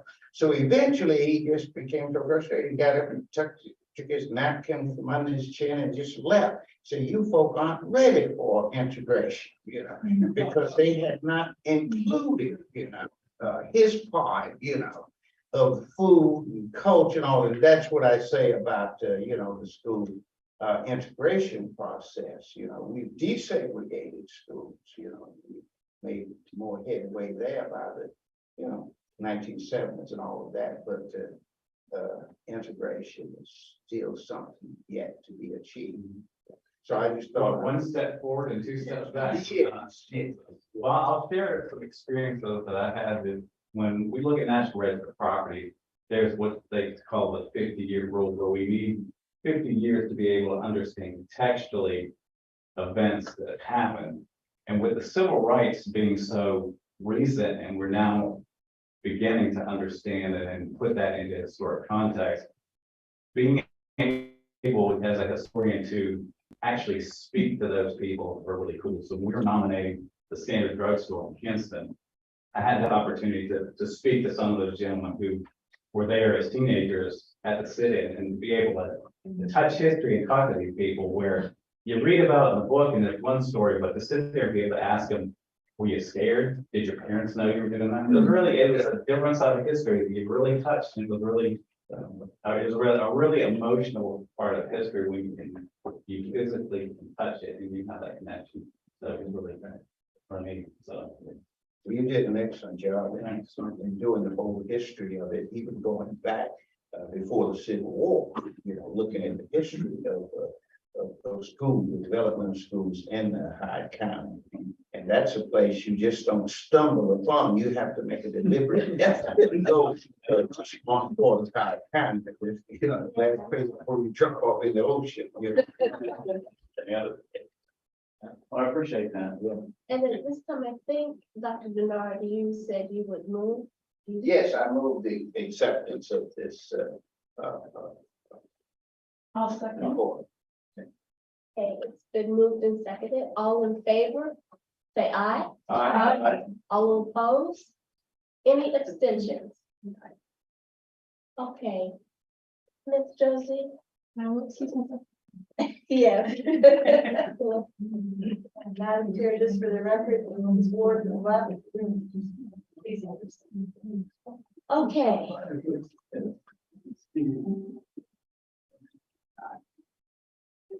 Madam Chair, point of privilege, you don't mind me saying, this will be Lauren Jewell's first presentation to this committee. And I'd like to make sure we welcome her and her new role. Thank you. I'm just trying to see where my presentation. Lauren, I want you guys. One on the bottom. This one? Yeah, that makes sense to me. I was trying to. I think that's right.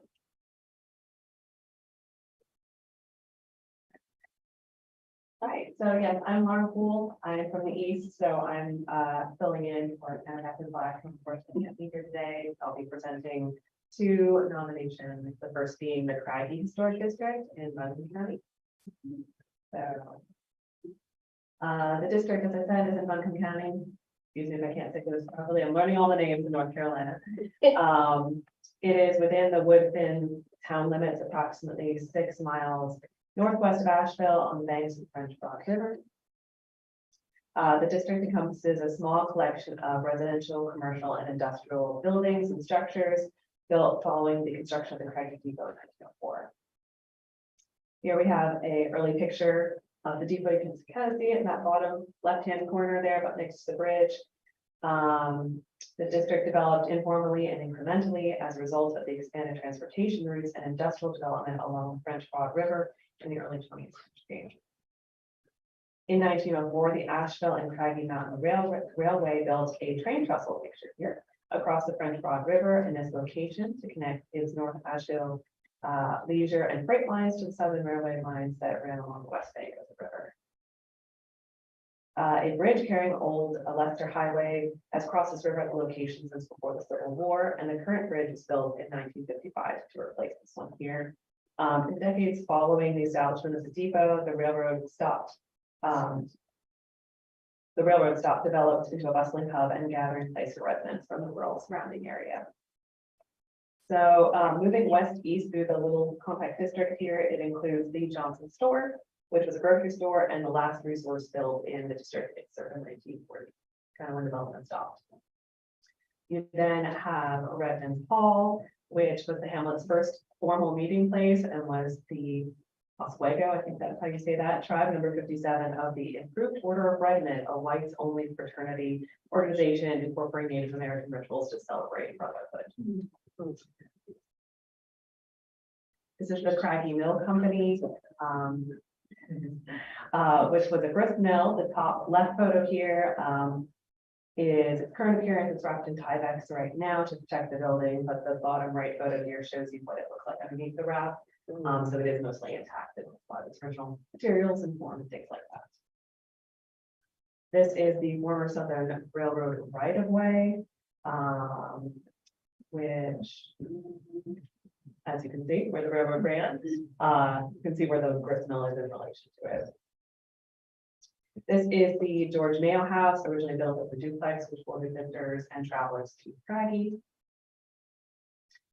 And this is the old Craggy Depot platform that is all that remains of the 1904 depot, which was demolished sometime after 1963 and is considered a contributing structure to the district. And there's a non-contributing garage as well pictured here. As Old Leicester Highway was replaced with a new alignment in the mid-late 20th century, Craggy remained largely untouched as later development occurred in the vicinity. With the mill's closure in 1976, the district became a quiet hamlet that remains today, with buildings converted to residences or used for storage or light industry. The district is being nominated for its local significance in the criterion A in the area of community planning and development as a rare surviving and intact example of a railway hamlet in rural Buncombe County. Craggy is one of several rural communities and transportation hubs that developed along major railway lines to connect western North Carolina mountain communities to interstate commerce and tourism. This map depicts the railroad settlements in Buncombe County at the turn of the century, with those along the southern railway line running north to south, and those along the western North Carolina Railroad following west. When Craggy is compared with other communities that developed along railway stops locally, none contain a similar concentration of architectural elements. Many of the railroad communities have nothing left from that earlier period. All that remains of Alexander, which you can see is kind of to the north here, is a chimney from a non-extant Alexander Hotel. In Swansanoa, a slab of the freight depot remains, but there's no other buildings that are relevant to that time period. And in Hominy, a historic corner store and wind barn, all that is what else left. Busby Rural Historic District was determined eligible for listing in the National Register in 2018, but unlike Craggy, it contains exclusively residential buildings. Black Mountain is another example that Anna did not get minutes on, I'm sorry. Then Baltimore Village depots are larger and more urbanized communities with very different character. Candler is probably the best comparison, but only a few historic houses and one-story stone commercial building are all that remain. There's no evidence where the depot was. The district is also locally significant on criterion C for architecture as an intact assemblage of early 20th century buildings displaying an unusually high concentration of decorative concrete block. Concrete block became popular in the first decades of the 20th century as a cheap and easy building material and was commonly used in Asheville during the period. Although decorative concrete block buildings in the area remain in Buncombe County, the variety and density found in Craggy is unusual. In other areas, single concrete block buildings are typically interspersed with buildings of other building materials and eras like the example shown here, whereas Craggy's concrete block is a character-defining material within the district. The period of historic significance extends from 1904 to 1940, corresponding to the years in which the depot and the Johnson store were built, kind of the first and last. After 1940, there's no new construction within the district, and the district as a whole retains a high level of architectural integrity despite the absence of the historic depot and common material changes such as replacing doors and windows. Boundaries are drawn to encompass the concentration of historic resources and structures that contribute to the district's significance, generally bound by Old Leicester Highway to the north, the river to the east, and an unnamed road with properties along it to the south there. Excluded properties to the south are a one-story circa 1920 mill warehouse that's been substantially altered in the 1980s. And then two houses that likely date to the historic period, but are highly altered and therefore do not contribute to the district. Otherwise, the district is surrounded by newer development on all sides. So in summary, the Craggy Historic District is being nominated at the local level under criterion A for planning and development and C for architecture with a period of significance extending from 1904 to 1940. Thank you. Are there any questions? And we're gonna vote on this property and then let our colleague come back in. So first, are there questions? One quick question, I may have overlooked this when I was doing, what exactly was your fault? So it was a meeting hall for a fraternal organization and it was a white woman fraternal organization. And it seems that they kind of appropriated Native American rituals and traditions, things like that, or their white brotherhood, I suppose. I'm not exactly sure about that, but that first time I heard about them was very interesting.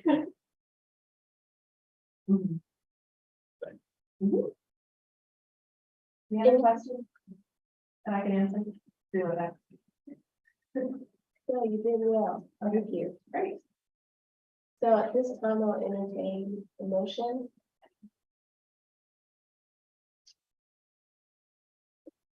Amendment second on this. Second. David and Brett. It's been properly moved and seconded. All in favor, say aye. Aye. All opposed? Any abstention? Okay. Thank you, and stay right there while we go toward the.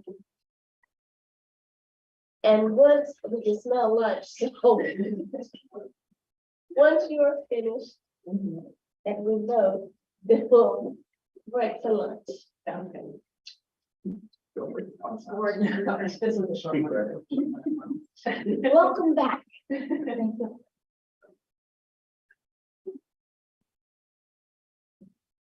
Am I good to proceed? Yes. So the last nomination that I'm going to present is the Blue Ridge Forest Court. And Hannah here has a note that Boone recently in Boone. Recently became a CLG, but this was nominated prior to their CLG status. So it's not treated as a CLG nomination. So this is the Blue Ridge Forest Court in Boone in Watauga. Is that correct? Watauga County. As you can see here, represented by the star in Watauga County. It is located in County Scenic Boone, approximately 1.5 miles east of downtown, as indicated by the red star on the map. So the Blue Ridge Forest Court is a locally significant under criterion A in the area of entertainment and recreation for its association with mid-20th century tourism and roadside lodging in Boone and Watauga County at the beginning of the region's transformation into a tourist hub. It is also locally significant under criterion B for entertainment and recreation due to its association with Estelle G. Wagner, a mid-century developer, real estate magnate, and pioneer in the early development of Boone's mid-century tourism trade. Which I believe is down here in the bottom corner. The period of significance extends from 1950 to 1970, representing the establishment of the tourist court and encompassing a period of time in which it was operated by the Wagner family from 1950 to 56, and then by the Rice family from 56 to 70. After 1970, the tourist court began its gradual decline, caused in part by the arrival of larger hotels and motels in Boone during the 60s and 70s. So before World War II, Boone's tourism economy was minimal due to poor road quality and few tourist attractions. The arrival of the Linville River Railroad in 1918 sparked a building campaign downtown called Watch Boone Grow, but still tourist accommodations remained limited. After World War II, the area experienced a boom in local tourism. By 1945, Boone was ideally positioned at the intersection of 3 national highways, encouraging automobile travel to and through the area. Not only were visitors drawn to the beauty of the mountains, but they were also enticed by new tourist attractions in the county in the 1950s, including the newly constructed Blue Ridge Parkway, the opening of the Horn to the West outdoor drama at the Dang of Boone Amphitheater, and the Tweets Railroad theme park and Boone Golf Course. It was at this time that Estelle Wagner and his wife Lucille, a Watauga native, moved to the area and recognized the need to build a new roadside tourist accommodation to meet growing demand. Upon his arrival in Boone in 1949, Wagner began attending Chamber of Commerce meetings, and by February of 1950, he was appointed to the tourism committee and opened the Blue Ridge Tourist Court in the same year. When Wagner purchased the property, the house on the hill had already been built, which is shown here with the right here, and it became their family residence. He then built the L-shaped Blue Ridge Tourist Court building and native stone office building in 1950. And then in 1951, the annex, also known as the duplex, was added, and then came the garage apartments, which are shown here. And the motel building was built in 53 or 54, and Wagner held the property until it was sold in 56. A pool was also added in 68, but was removed sometime after 85. So here's what the tourist court looked like in 1954. I don't have a pointer, but generally you can see the little stone office there in the front. Immediately behind that is the tourist court and then the little annex building to the right. Up on the hill, you can see the house there, and just to the left of the house where that very cool old car is the motel building that was built later. And just behind the house, which you can barely see the little gable, is the garage annex or the garage apartment. Okay, so all of those buildings remain and are currently undergoing rehabilitation. So this is the front elevation of the house. So front elevation to the left and rear to the right. Although the current rear elevation was originally front, flipped it around. featuring craftsman style porch. It was enclosed in the mid 1950s, and unfortunately, we don't have interior review at the moment, because this is owned by a separate property owner. Here is the office. Much of the original wood paneling remains inside. Very pretty. And this is the detail of the entry door, as well as a little granite fireplace inside of the office. And this is what the tourist court looked like before the rehabilitation. And this is what it looked like after. The doors and windows were replaced or replaced in kind or repaired. And so here is, here's the interior finishes, which had to be replaced due to severe deterioration, but the spatial organization remains the same, the walls are still in place and things like that. So here is the annex, both before and then after the rehabilitation. So the interior rehabilitation is paused for the moment, but like the tourist court, it's pretty deteriorated. This is the little garage apartment that is immediately behind the house up on the hill. And this is the motel, the later motel from 53 or 54, which has not been rehabilitated yet. So the Blue Ridge Tourist Court was one of the earliest of nearly a dozen motor courts to be built locally during this early boom in tourism, as one of two remaining. The other, the Green Motor Court, which bears little resemblance to original appearance. Accordingly, the Blue Ridge Tourist Court remains the best example of the property type in the period because of this being so altered. You can hardly recognize it. Wagner played a significant role in the early development of Boone's mid-20th century tourism trade. He served leadership roles both in the Rotary Club and the Boone Chamber of Commerce, and was on the building committee for the Boone County or the Daniel Boone Amphitheater. Wagner was a visionary in land development and produced two mid-20th century Boone subdivisions, and was a financial partner in other tourism attractions, including the Boone Golf Club. He also constructed several 1950 infill properties in downtown Boone, and was one of the partners behind the 1960s Cabana Hotel, which is no longer extant. However, according to the nomination, the Blue Ridge Tourist Court is the earliest and most obvious surviving representation of Estelle Wagner's powerful influence in the development of Boone's tourism trade during the mid-20th century. The nomination acknowledges that Wagner was not alone in his efforts to capitalize on Boone's new tourism trade, but he occupied a unique position that allowed him to not only provide some of the accommodations to support the trade, but also to immerse himself in the planning, financing, and promotion of many of these new tourist attractions that had a direct impact on Boone's economy. The National Register boundaries encompass all of the resources historically associated with the operation of the Blue Ridge Tourist Court, following the deed description in 1983 and the site's resurvey in 1985. The only exception is on the north end of the property, where the boundary extends approximately 3 feet into the public right of way of the old East King Street to account for the roof overhang of that little office building, which is represented here. It's just hard to show that exactly. In summary, the Blue Ridge Tourist Court is being nominated at the local level under criterion A and B in the areas of entertainment and recreation, the period significance spanning from 1950 to 1970. That's all I have for you today. Thank you. Are there any questions?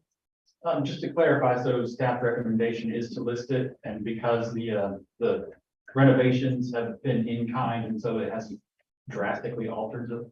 I believe that is correct. Yes, as far as I know, the rehabilitation has been in kind, and then they have been working with them to make sure that it's appropriate. But as I said, that is all the information I have at the moment. I know the rehabilitation is currently cost. I don't have a question about the eligibility, but just wondering whether the nomination says that there's a high degree of integrity on all of the buildings, and I would quibble with that. I don't think, since it's not nominated under C, I don't think that threatens its eligibility, but just to be precise about what you mean by high degree of integrity. Yes, to what I've seen in Karen's notes, the interiors had to be, like a lot of the interior finishes were deteriorated significantly, so they had to be replaced. But I believe the exterior, they tried to maintain as much fabric as they could. As I said, a little bit limited, but I will make note of that. Good point. So with that high degree of integrity, also, highlight the fact that these buildings had not been relocated, you know, they're still in the same place, you know. All of the so- buildings are in their original locations, Yeah. and they haven't been moved, and also they retain all of the original, all the different stages of development are here. So. I just wondered if there was any silent Elvis anywhere. And following the question about the yard, the configuration of the rooms is the same. Correct. So The the interior wall, but the finishes were deteriorated, but the interior walls with dividing the room. Seems to have been. Any other questions or comments? I sort of don't understand the significance of the individual. Yeah, and local booster land developer, which, but wants to know more about, you know, disabled farm hands to a major local developer. But I mean, his significance, I felt wasn't quite as strong. What I'd like to see, you know, to say, if doing what a land developer needs to do, yeah, and that would be strong cases. The history of medical itself. Surviving.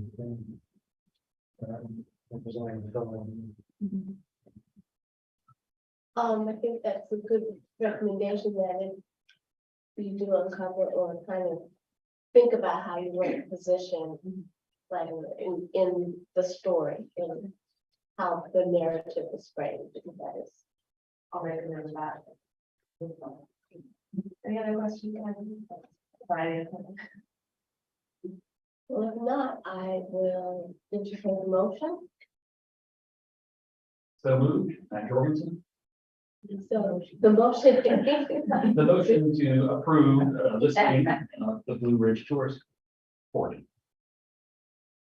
I'm second. It's been moved and seconded. All in favor, say aye. Aye. Any opposition? Any abstention? Okay. It has been approved. So now, as you can smell, lunch is here. Let's take it back. Let's see.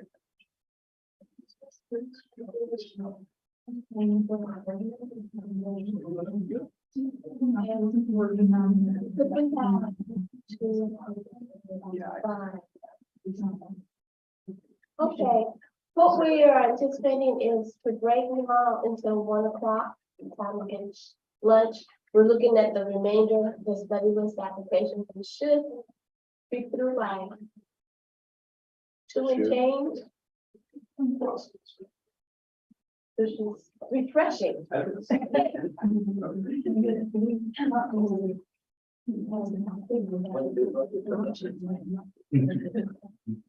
think it's cool.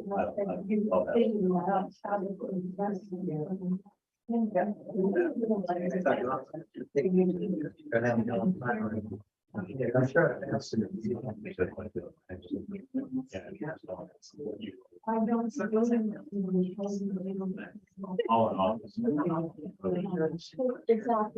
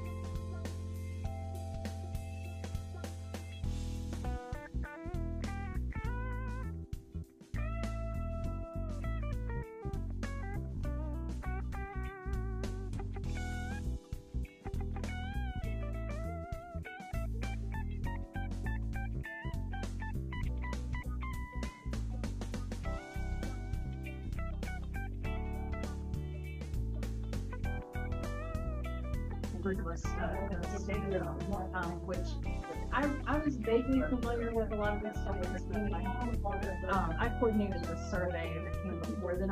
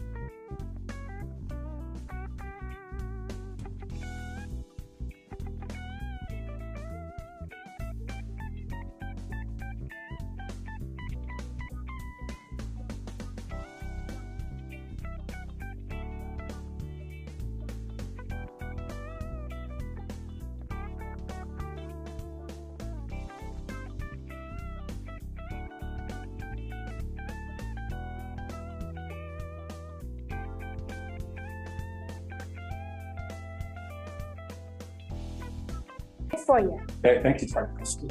The first study list presentation I have for you is the Edward and Francis S. Lowenstein House located in Greensboro, Guilford County.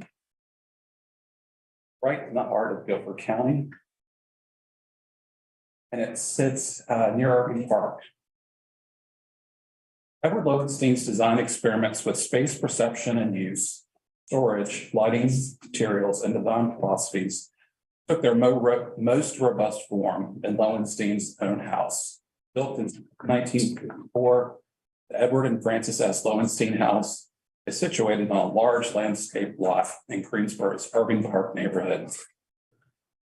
Chicago native Lowenstein tailored the residential design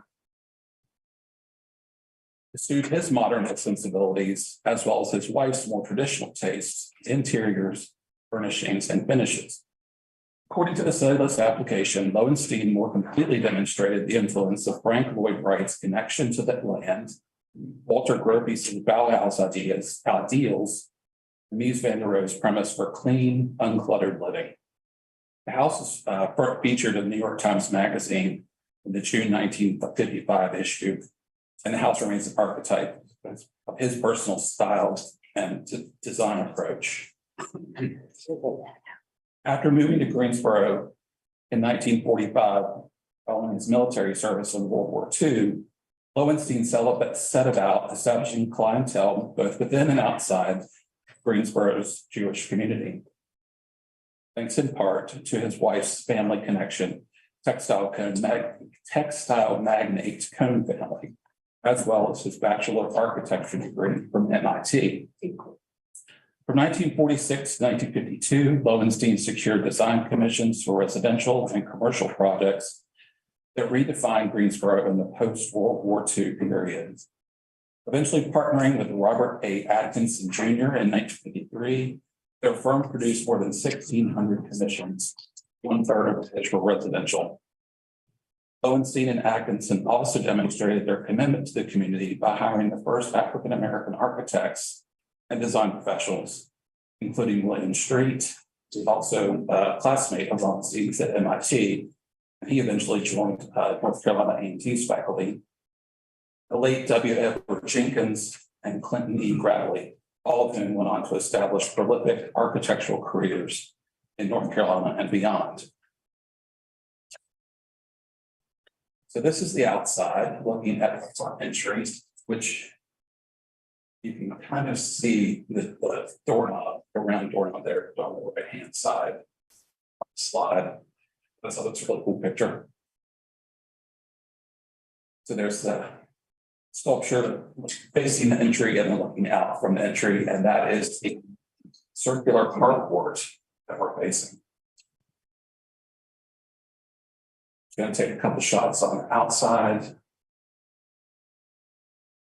And the applicant, it was the co-applicants. There was Patrick Lee Lucas, a former design architecture professor at UNCG, and then Lowenstein's daughter, Jane Levy, sent up the application. So here's the open two-bay carport. On the rear side is an enclosed shop, as well as a storage facility. On the inside, on the interior, Lowenstein more completely separated the spatial experiences between private and public. He opened the public spaces to the inclusion of clear square windows and large window walls to connect most completely to the outside. Lowenstein included a similar palette of materials in and out, connecting the interior experience to the outdoors. Lowenstein exposed structural elements in the house, such as the steel angled I-beams that support the living room ceiling, and a curved masonry wall, which you can kind of see in the slide on the left. It's behind the sofa, and then the slide on the right, it's on the left side. IT throwing a laser pointer. But anyway, and a curved masonry wall made with Carolina fieldstone in the dining room that screens the dining room and the living room. Echoing his earlier commissions, Lowenstein deployed a similar materials palette for his own home. Honey-colored wood for ceilings and walls in the public spaces, plaster walls in private and service spaces, and cork, stone, carpet, and vinyl top floors. There's the clerestory that was mentioned. Have that stone kind of almost like a walkway in front of the fireplace there. This is the dining room. So combining antique furniture with, the modern skeleton, I guess you could say. And then that's looking into the St. Clair story in the dining room from the outside terrace. Mrs. Lowenstein worked with interior designer Sarah Hunter Kelly of York to augment the warm color palette from the architectural envelope with furnishings and finishes that further emphasize the human quality to them throughout incorporating finishes that soften the modern appearance of the building. From all accounts, Kelly worked with Mrs. Lowenstein closely as the matron of the household, a symbol a vision of the residents. Lowenstein House embodies the modernist style and is significant for its association with its design, as well as the association with the work of a master architect. It retains a high degree of integrity of setting, location, workmanship, design, materials, feeling, and association. And this is the site plan. So it sits on I didn't know it's not the acreage, I apologize. But it sits to the rear of a site plan, and then the front is all naturalized. So the drive here. So it carries you along with really naturalized and there's stone retaining walls. And then the levees have incorporated very extensive outside sculpture, body of sculpture. Yeah.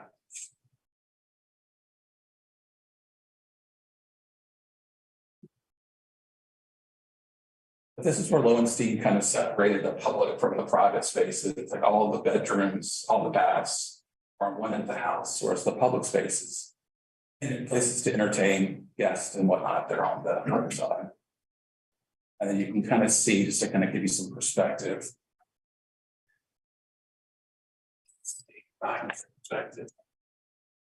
Here is the carport there.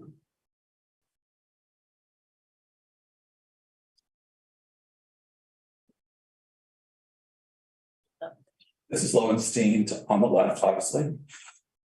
And that's his firm on the right.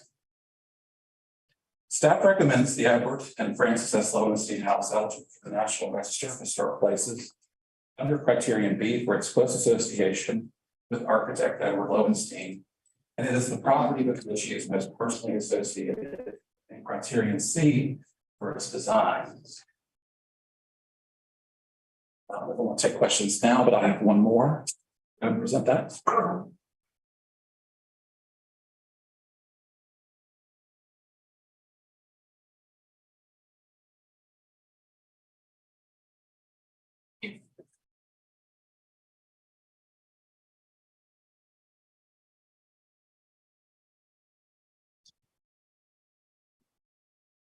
On the staff agenda, or on the agenda, it has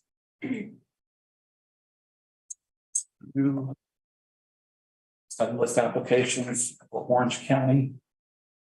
But the applicant pulled the Jones Grove Missionary Baptist Church application at the last minute.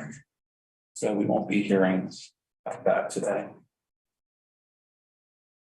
This is the Ridge Road School in Orange County, located in north central Orange County.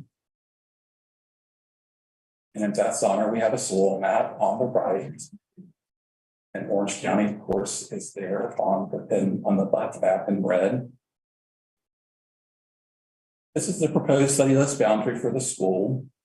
The church you see just to the north is Jones Grove Missionary Baptist Church, which also served the Ridge Road community, and it was established in the late 1920s, just a few years before the school was built. But the church today dates from the early 1960s, and it has been significantly altered. In 1932, the Orange County Board of Education agreed to subsidize the construction of new building or additions that would create 5 1- to 3-room schools for African-American students. Merritt's, Ridge Road, Sunnyside, White Oak Grove, and Sarton. In the mid-1930s, the county added 3 more schools to this building program, so 8 schools were constructed for African-Americans in Orange County in the 1930s. All were simply finished buildings that followed standardized plans or slightly modified standardized plans provided by the State Department of Public Instruction. The board allocated $500 for the construction of a new Ridge Road school to replace an earlier building. For each of these 5 schools, community members were to supply the building's lumber. In the case of Ridge Road, the community also provided the land when farmers Walter and Maggie Torian made some land available for construction. Enrollment for the 1934-1935 school year totaled 80, of which 51 students attended regularly. By late 1948, the average daily attendance had not changed much, with 7 of 75 enrolled students attending regularly. This level of enrollment and attendance held steady for the school's entire. So Ridge Road has suffered from neglect and has had some modifications, but in general, it retains very good architectural integrity. Of the 8 previously mentioned schools, 1 was brick. It still stands. 1 other remains standing, but it has been radically and unsympathetically altered into apartments. The other 4 schools have been demolished. In 1951, the county distributed Ridge Road students to Central High in Hillsborough and 2 new elementary schools, Cedar Grove and Eflin Cheeks. The Ridge Road School began serving the community as a gathering place, hosting civic meetings and education programs. Eventually, the Torian family conveyed the property to Jones Grove Church. So we're going to continue to look at the building, details of the entry doors, interior images with the beaded board, simple molding around the doorways. I don't know, but maybe that's where a chalkboard was. See where the 8/8 sash have been covered. They're still there. Variety of student desks. There's a lot of historic fabric still remaining. The school appears to be a good candidate for listing in the areas of Black history, education, and architecture, and the likely period of significance would cover the years the building operated as a school. Staff recommends study listing. So those are the only 2 study list applications I have, so I will take any questions. I have a question first about the Edward and Francis Lowenstein. It's really and maybe I'm misremembering something, but did Mr. Lowenstein also design Bennett College's President's Home? Or someone in his firm, I remember hearing or seeing something about Lowenstein as associated. And when I saw the way he separated the public and private, even though when you go, it seems very traditional with columns and the wings. The wing that's part of the dining room has that modernist sort of feature. And I don't know when the home was commissioned to be built, but it's. Mrs. Levy and Mr. Lucas want to pursue a multiple property document of all of Lowenstein's commissions, which I think is a fantastic idea. Mr. Lucas prepared a catalog. I guess it was, I don't know if it was with Weatherspoon, but it was just kind of a presentation, public presentation about his work. But they have so much documentation. There's a special collection at UNCG of all the firm's papers. They're I don't know, and it's not politically correct to say secretary, but like the secretary that handled all the paperwork that went in and out of that office, she kept everything. So they have ample amount of paper. Yes. Okay, I was just Googling that, and it does say that, Lowenstein's firm built the president's house. It's terrific. okay. So I know I saw it somewhere. Look there. I mean, he designed all over the state. And so, yeah, I think NPD would be, it would be a great addition to our collection of great literature. That's cool. Oh, and then the second thing about the Ridge Road School, as they are filling out continuing to get information, they can find any of the teachers who are associated with the school, because not only are the schools important, but there was a whole movement of African-American teachers who would have been a part of that system. And it'd just be, I think it would help solidify some of the statements that are being made. And I'm thinking, as you know, Dr. Nara, the Janes teachers, or the Jeans, JEANES, that teacher network was extensive and formulated the basis for many of the civil rights actions that come out later because of the network. Were they like itinerant teachers, or were they would find a place and? No, they were commissioned to work in these segregated schools. Okay. They were hired by the community, often by the community, because they were not a part of the school system in terms of getting support from the district. The community would support them, or the churches. But there was this extensive network. Septima Clark was part of organizing the teachers to go out, and especially in rural areas, to populate. My mother, one of her first positions in Georgia was at a small school like that, because she would tell me about the wood stove. She was a city girl, and said, getting that wood for the fire. But she was a graduate from Spelman and was posted to one of these small schools. So I think that will be something to pay attention to. Okay. This was Sarah's application, but I will certainly pass it on to her. I'm certainly impressed that they were able to get 50 students into that building. It'd be a tight fit. They were they wanted that education. Makes for a warm room. They need to serve that often. But it's a sweet little building. A great story to tell. On the architect builder site, there's 7 buildings in Bennett campus that are built by Lowenstein's firm. Forms, faculty housing, nurseries.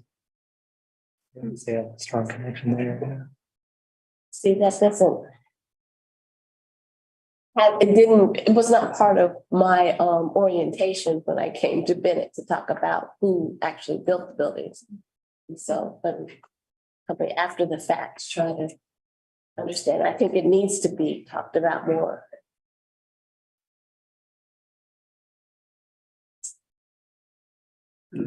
That's all I have for the central and southeastern region. Well, thank you. At this time, I would like to entertain a motion to accept the study list application for the 2 properties in the central and southeastern region. So moved. Second. Moved and second. All in favor, say aye. Aye. All opposed? Any abstentions? Thank you much. Thank you, Jeff. Awesome.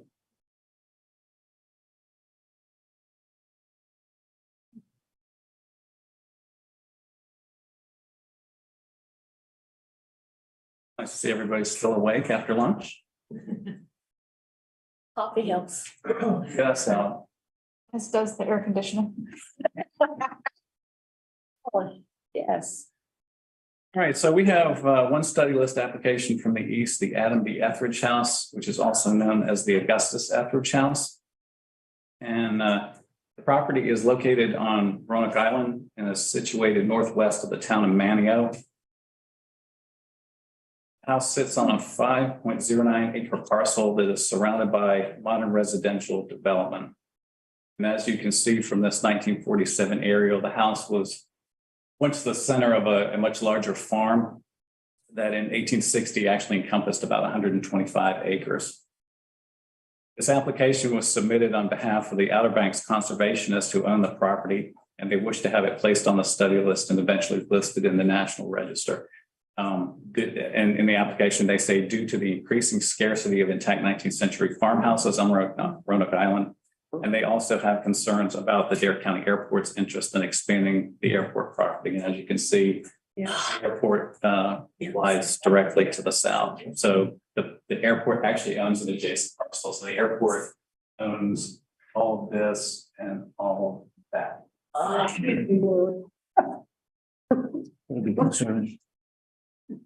So the Etheridge House was surveyed by our office in the early 1970s and again in 1994. And the next several images I'm going to show you actually come from the survey files that were taken on those two surveys. So the two-story side gable house is of timber frame construction and was built between 1847 and 1852 by Adam Doe Etheridge. And Etheridge occupied this house with his wife and children. And in addition to farming, he also derived income from fishing and oystering like most folks on the Outer Banks did. Following Etheridge's death in 1868, his wife remarried and she and her husband and their children remodeled the house from the 1870s through 1910. And an attached one-story kitchen extension was added to the house. And then in the 1880s, that kitchen extension was overbuilt with this two-story L, which you see here. Between 1880 and 1910, the house's original engaged front porch and rear porches were removed, and a full-width hip roof porch was added to the front elevation. And during that same time, the interior was remodeled, where the original enclosed stair was removed and replaced with the straight-run stair that you see in these images. The walls were covered with tongue-and-groove sheathing and a hearth. An exterior flue replaced a parlor door that existed on the gable end of the house. So what you're seeing essentially is, in this image, what the house appeared to look like about 1910, 1910s. In 1988, the descendants of Adam B. Etheridge purchased the house and eventually donated it to the Outer Banks conservationists to be restored as part of a living history museum known today as Island Farm.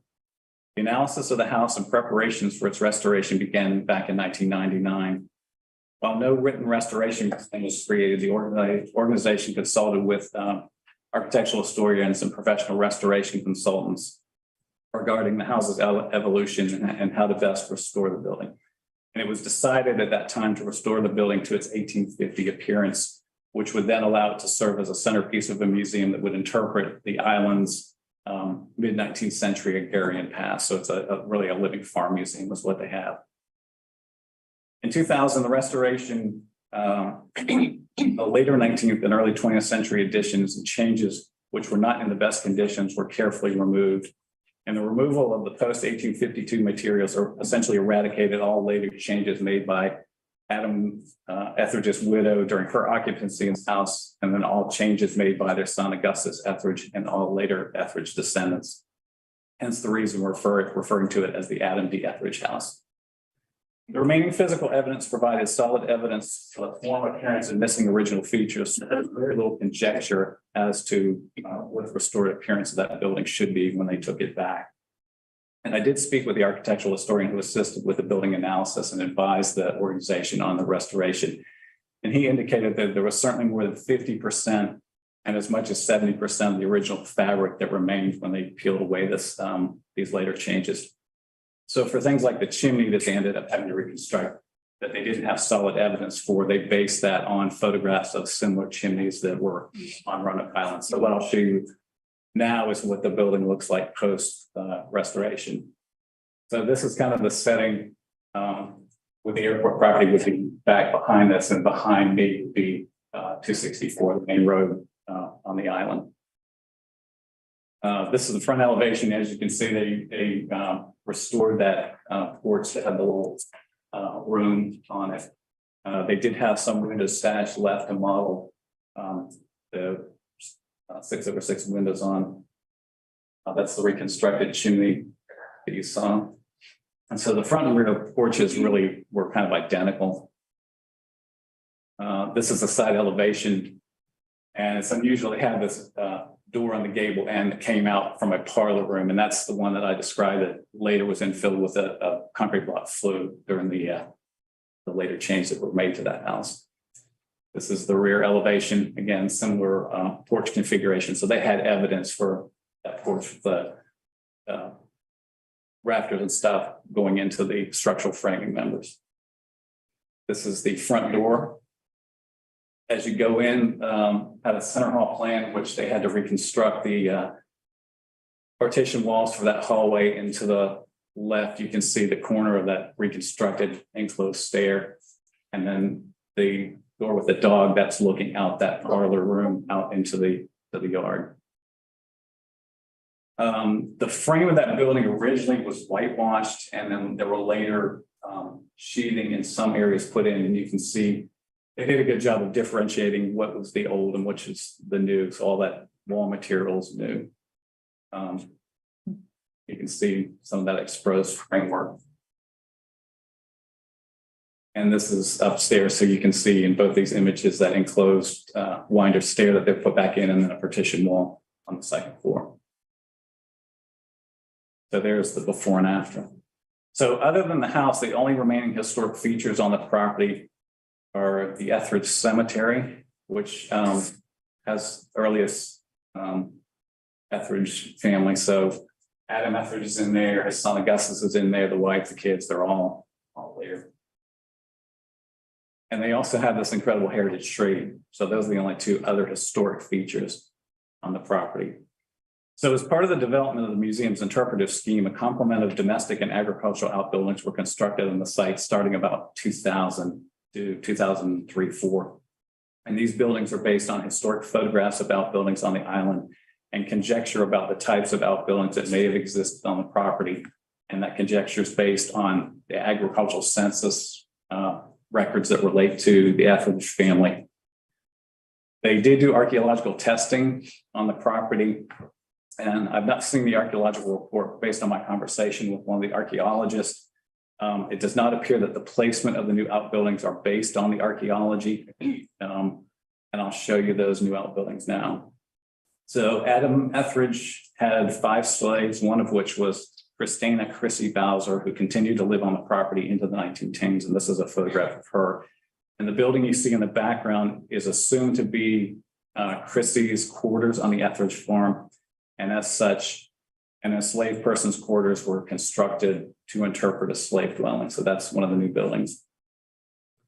Other domestic buildings that were constructed include this detached kitchen, a smokehouse, a privy, and the stilted dairy, which we see quite a few of in the east. There's a woodshed, which is at the center of that image there, so it gives you a little bit of the setting.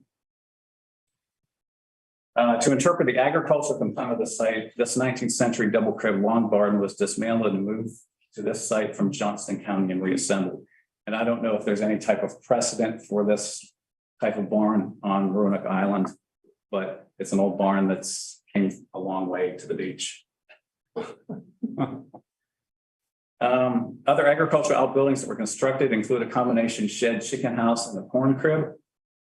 And although it's not known if there was a blacksmith shop that existed on the site, one was constructed for interpretation. Associated with the site are various types of period style fencing that were erected to enclose newly garden plots and livestock pastures for the museum's interpretive gardens and animals. And then lastly, this visitor center and a parking lot were constructed at the north end of the property, and the visitor center and the parking lot are not readily visible from the house. So here's a plan of the property with the house being number 1. This is that visitor center and parking lot. These are all the new buildings. That's the cemetery, that's the heritage tree, and that's the Johnston County barn that came in to the site. So that's and what you see, and then you see Highway 264 there to the north. Now, as far as comparable properties, there are 2 other pre-1852 story houses on Roanoke Island. Although both are nearly 50 years older than the Etheridge House, they're essentially the same form of house.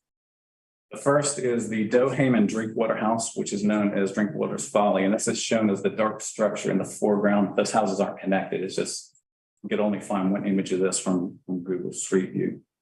This building was constructed in 1805 and retains nearly all of its transitional Georgian federal interior woodwork, mantels, doors, plaster, vertical board walls, and enclosed stair. And at some point, a first floor partition wall in this building was removed, changing the original center hall plan to a hall parlor plan, and the front porch was enclosed. And you see that here. This house was actually relocated in 1940 to make way for the construction of the Elizabethan gardens that were designed to entertain Queen Elizabeth I during her reign, and as a living memorial to Sir Walter Raleigh's Lost Colony folks. Second comparable is a property known as Meekins Anchorage, and this is also known as the Esther Meekins House, which was also constructed about 1805. And this timber frame house was added on to or altered in the 1850s, 1880s, 1930s, 1950s, and 1990s, and still owned by the same family who's owned it forever, and they've kind of grew over time. So the original form of this house, you see at the top of the screen, remains intact, and there's some original beaded weatherboard siding and window surrounds that survive. The late 20th century alterations have resulted in the removal of interior stairs, a lot of the interior walls, and much of the earlier finishes. And the rear and one side elevation is totally obscured by later additions. So getting back to the Etheridge House, here was the before and after. As I mentioned earlier, one of the reasons for the submittal of this application is the owner's concerned about the adjacent airport property that's located to the south of their parcel. And you can see the airport property is outlined in red, and the blue property is what y'all are considering today for the Etheridge House. Our environmental review and National Register and Office of State Archaeology staff are currently reviewing a Section 106 project for tree removal and pruning that's being proposed by the airport authority in the area shown in yellow. So what they want to do is they want to either remove the trees or cut the trees in that area to below 30 feet so that they're not an obstruction to the approach for runway 23 that you see at the left side of the screen. So when the airport acquired that property, a permanent restrictive covenant was placed on the property that stipulated a 50-foot wide vegetative buffer along the northwest corner of the property that would be maintained in its natural state. And that buffer is shown here in yellow. And the Outer Banks conservationists have the right to maintain and supplement that vegetative buffer so long as the plantings do not exceed that 30-foot height for obstructing aircraft. And this bit of information is only to provide you with some context in the relationship between those two properties. So keep in mind that what you're voting on today is whether you believe the Etheridge House has a level of significance and integrity that would warrant its placement on the study list and eventual nomination. Now, as a staff, we struggled with this property when we were first saw the study list application. And our concerns were with the amount of replacement material, the loss of all post-1852 historic material, which represented the property's evolution over time and really made up a large part of the property's history. We were concerned that the property's setting was primarily composed of conjectural outbuildings and a historic barn that was relocated from Johnston County. And the staff consensus is that we do not feel that property is eligible for listing in the National Register for the reasons that I just described. However, because we rarely see any kind of big reconstruction like this for a property that's really gone essentially undergone an academic restoration where it was subject to pretty extensive intervention. We showed this to our National Register reviewer at the National Park Service for his take on the eligibility. And he felt that it could be possible for the property to be listed under National Register Criterion C if an argument was made with the following parameters. And what he recommended is that the nomination would have to go into a lot of detail about the evidence that was used as the basis for the restoration, as well as the methodology used in reaching the decision regarding the choices that they made. Second, that there would need to be a detailed description of the house and that the nomination concentrates on the house under Criterion C. Third, he recommends that the entire parcel be included in the National Register boundary as it's a remnant of that larger Etheridge farm, that 125 acres that recommended. He recommended that all other buildings on the property should be considered to be non-contributing, and they should not be considered as reconstructions under National Register criteria consideration E for reconstructed properties. He felt that while the buildings are not historic, those outbuildings do add to a sense of time and place for the house itself. And what they would need to justify is that those outbuildings are typical of early to mid 19th century farmstead buildings that were found on Roanoke Island or in the region. So there'd have to be research into that. He felt that the later burials in the cemetery were not problematic, as the cemetery does have a direct tie to that house. And then he said, well, as we know, rarity does not equate to significance. He indicated that the nomination must address that this is one of the few remaining examples of this house type on the island, and that the nomination preparer would need to look at other remaining examples, two of which I showed you. I don't know if there's more out there, and provide an in-depth discussion as to whether this was a popular house form for the island. So he indicated to me that there are examples of nominations that he seemed to recall for restored properties that have come out of Virginia. I've reached out to the Virginia SHPO folks and have not heard back on those, because it'd be interesting to see kind of how they justify that argument. So with that, I'll leave the Etheridge House for your rumination, consideration, deliberation. I'm happy to answer any questions. Okay, the floor is open for questions. After your conversations with the Park Service, did that change staff opinion about the property? I would say it was enlightening. We still have a lot of concerns with what we're seeing, and whether that's just solely based on this is a new animal to us and we haven't seen anything. Like I said, I think we'd feel a little bit more comfortable if we could see some of those Virginia nominations to see how they structured that argument. I'm not as familiar with other properties out there on Roanoke, so whether there's other examples that were out there. It is tough to say. It's just so new. So we're still kind of leaning towards no, but we're certainly open to see what can be done. So when was the museum started?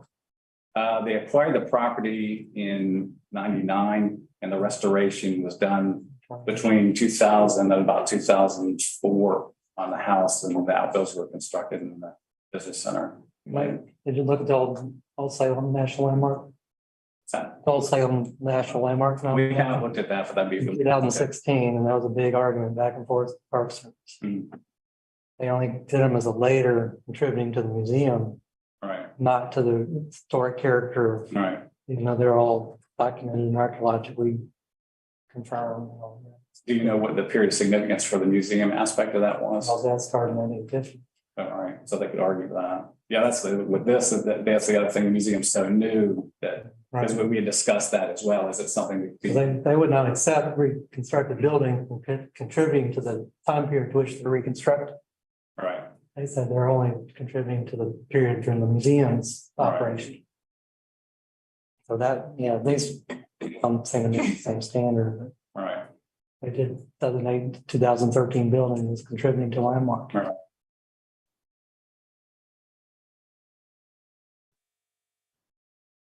Dr. Carr? You have not yet received the external information that you saw, No, sir. correct? So and you have some strong reservations about going forward with this at this point. So if we decided to vote no on it at this point, could he come back to us at some later point? Maybe after you receive that information that could persuade you to bring it back to the study list? But we're always open to reconsidering properties and letting new information. The other option is that y'all defer it till we do get that information, and then we visit it in a future meeting. Sounds that's how I was leaning, that we might need to defer to give you all ample time to review. So it's externally, and especially since this is a kind of new situation to be in, I think it's not gonna be I think this is the harbinger of what's coming, what will be coming as we experience growth in these areas and expansion, various kinds of expansions. And so I think that is something for us to consider.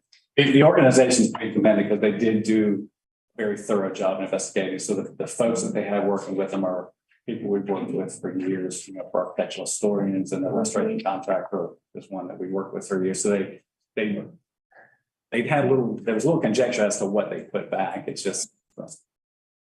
Is one of the questions we're posing to the Virginia SHPO, our counterparts, is this similar enough to Montpelier? Because Montpelier was edited, It was highly edited. highly edited to bring it back to Madison's time, which I see kind of a parallel here. Right. So I don't know if that's one of the questions We didn't- posed to Virginia. And we didn't specifically say Montpelier. You know, when I I'm just talked to saying, them, it said there are other nations out there. just for the committee, I think to the best of my knowledge, Montpelier remains a National Historic Landmark, which is another level beyond what we're talking about here. So to me, that would be something to investigate further as well. A restoration accepted standard. Exactly. Yeah. Nothing wrong with Right. it this time. That's right. If it's, right. My That's my concern, question. yeah, because my concern is that there's really little else there from what you're saying to be able to interpret it, that part of Roanoke's history. So, The buildings out there that are subject to a lot of storms and weather, so it's, you know. Yeah, that's the other aspect. Frankly, I'm surprised the heritage code is still there, given the climatological history of this. mhm.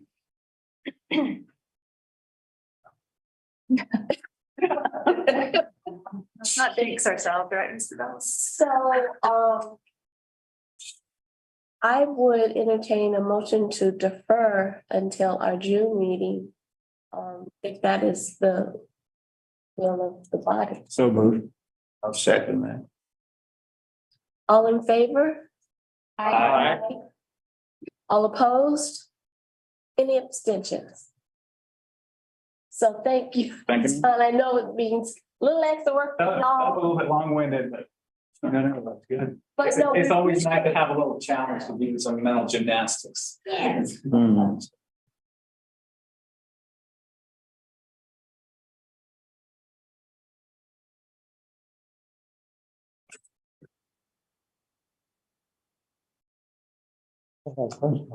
Story.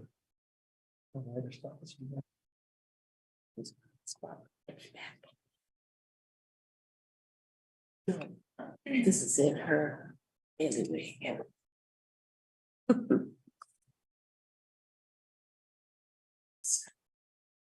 For our last two agenda items. I'm going to start with the William H. Billings House in rural Allegheny County. It's near, there may not be a post office in Piney Creek anymore, but historically, there was a little post office in this corner of northwest Allegheny County.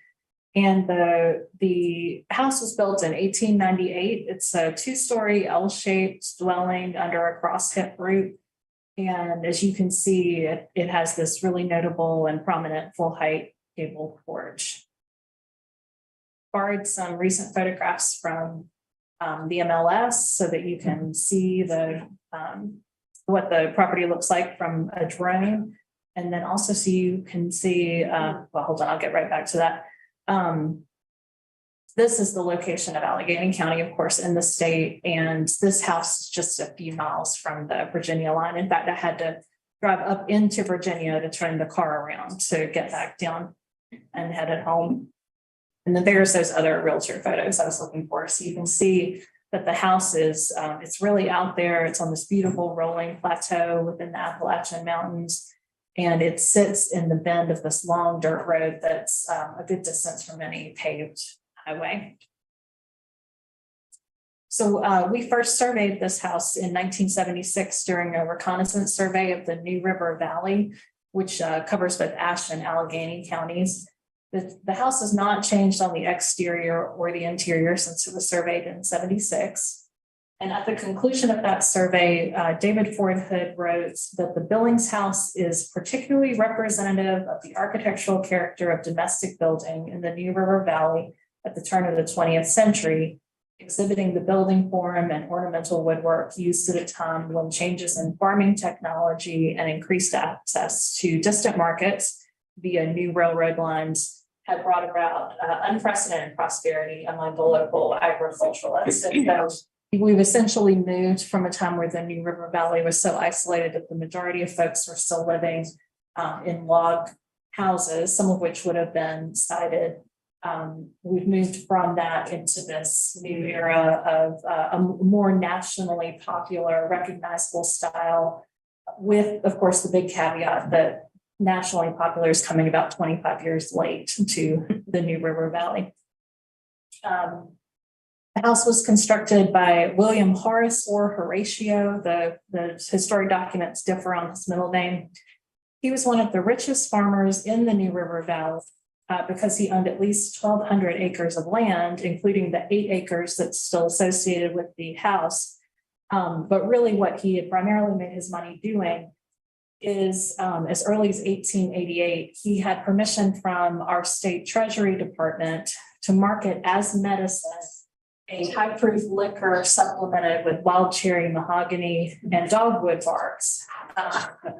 And he called this concoction Billings Bitters. And so on this property, there were 2 barns, one where he distilled the liquor, one where he processed it and bottled it with dogwood and other barks that he grew on the property here in Allegheny County.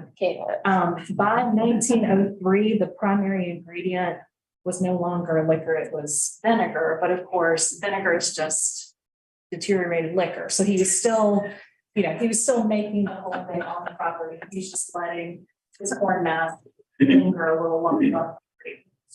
Send it out to market. So he also had he's a very colorful character. He was in legal trouble most of his life. He lived to be almost 100. And he apparently had a real issue with authority and had not paid his taxes in many, many years. So the house was immediately seized by the county when he died, but his children were able to buy it back for back taxes. So this house continued in the family with that little hiccup for many more years, and it's only recently sold out of the family. The primary changes to the house since it was constructed in 1898 are the enclosure of a rear L-shaped porch, which you can see here, and then also a concrete block stucco addition to the opposite side of the house, which contains the kitchen. And both of these additions occurred around the middle of the 20th century, particularly when the family got tired of using the exterior summer kitchen. Otherwise, it's largely unchanged from the state of construction, and it is most notable for the effusive application of sawn, turn, and molded woodwork, providing late examples of the Italianated stick styles that were not in vogue nationally anymore by the time this house was built. A lot of the ornamentation is stuff that you might see many places in North Carolina at a particular time. But one thing I found really interesting was, if you can see that, it's almost like a little medallion block that looks like a spider's web. That really is what it looks like in person. It's not just, your brain trying to interpret that. It really does look like a spider's web. And I have not seen that elsewhere. So I thought that was particularly interesting. Let's see. And then of course, on the interior, this frieze panel is really, your showstopper as you come in the front door. But there's also good mantles, newel posts, all kinds of woodwork throughout the house. You've got your diagonal beaded wainscoting and chair rail, and then the flush board walls and ceilings throughout, and good original flooring throughout. So staff recommends placing the William H. Billings house on the study list for its potential eligibility under criterion C as an excellent and intact example of the turn of the 20th century residential architecture in the New River Valley of North Carolina. My second property is Big Ivy Church. Again, extremely rural property. I took the Blue Ridge Parkway out to get to it at peak leaf week for 3,500 feet. So it was great timing as far as I was concerned. There's Wilkes County, just south of Allegheny County, and the little star is indicating that, that this church is in the northwest corner, right at the conjunction of Watauga and Ash. And the boundary here from showing the Blue Ridge Parkway, and then the red star showing you where the church is located. Very mountainous terrain, very remote location, only dirt roads to get there. There's one of them with a determined eligible Pony Pratt Pony Trust bridge that that is here because the roads were realigned in 1926, 1927 in this part of Wilkes County. And so the church we're looking at today is actually the third church that belongs to this congregation. And it was the one they built on a slightly different site because in 1926, the roads were probably really created for the most part, the first time that they had been under state control and maintenance. And so the location of the congregation shifted into this building. The records that were kept for this church began in 1884. There was an original log building and then there was a frame building. They were both struck by lightning. It's out here on the ridge of the mountain. Both buildings were struck by lightning and burned. And so the church was moved, the location of the church was moved, as I said, in 1926 and was completed in 1927 by members of the Miller, Bashirs, Blackburn, McGuire, Phillips, Parsons, Ashley, Cardwell, Walsh, Spears, Shun, and Walker families. And it was the main facility for worship for this community called Big Ivy. The community was comprised of families that lived on small, self-sustaining farms. It was challenging terrain and a distance to any large market, so that they were really practicing subsistence agriculture, sustaining families in the absence of really being able to take a product anywhere else for sale. The economic depression of the 1930s and then the widespread social changes that were accelerated by World War II contributed to the steady depopulation of this community. And the folks who introduced me to this property were all the children of people who had left the area to get mill work in North Wilkesboro and who had raised, their children in town in ranch houses. And North Wilkesboro would be about 20 miles away from here on the modern road. So I'm not sure or how long it would have taken or how the roads were looking exactly when Big Ivy depopulated. So the last church service was held on October the 6th, 1951.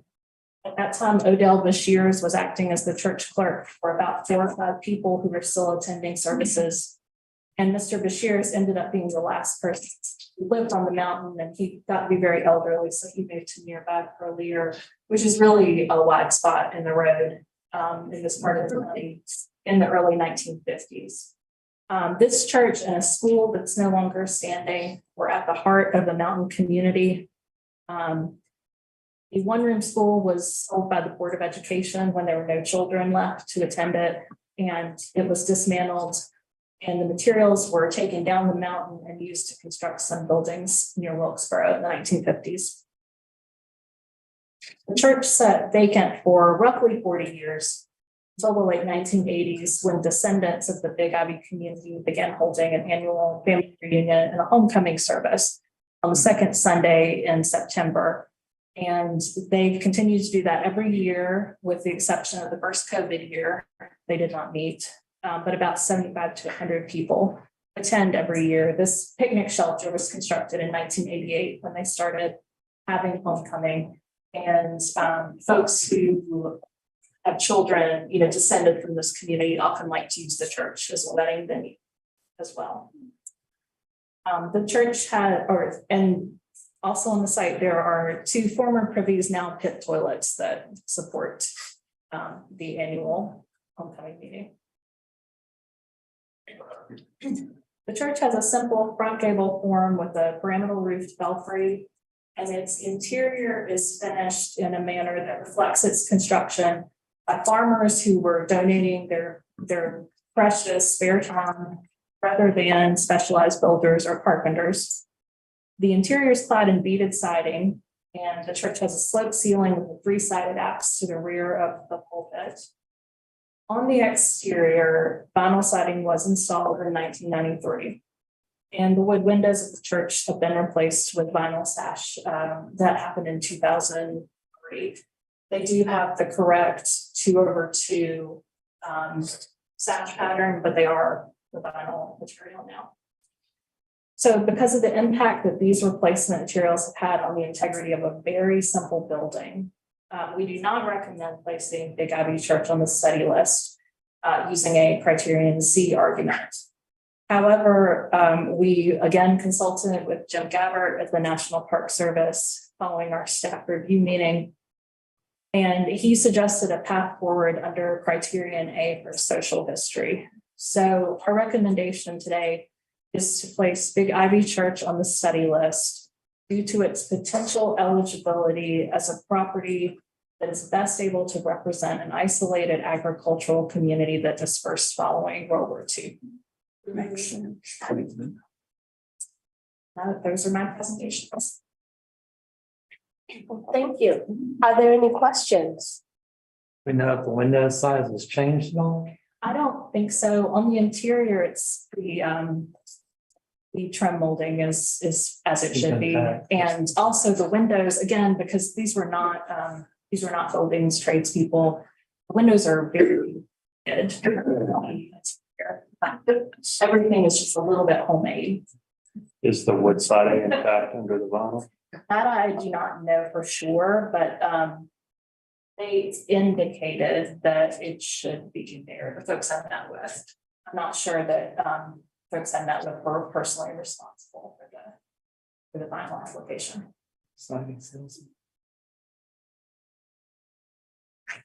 Any other comments or questions? It's interesting to go from all the way at the coast up to the mountains and see what rural looks like there. And I think it's important for our representation of properties across the state to at least have these nominations looked at. I mean, applications looked at. And it was staff recommendation to study list both of your properties.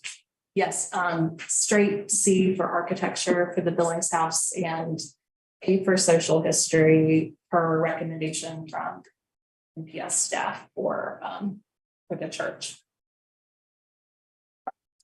Well, if there are no more questions or comments, I will entertain a motion to accept staff recommendations for the Western region.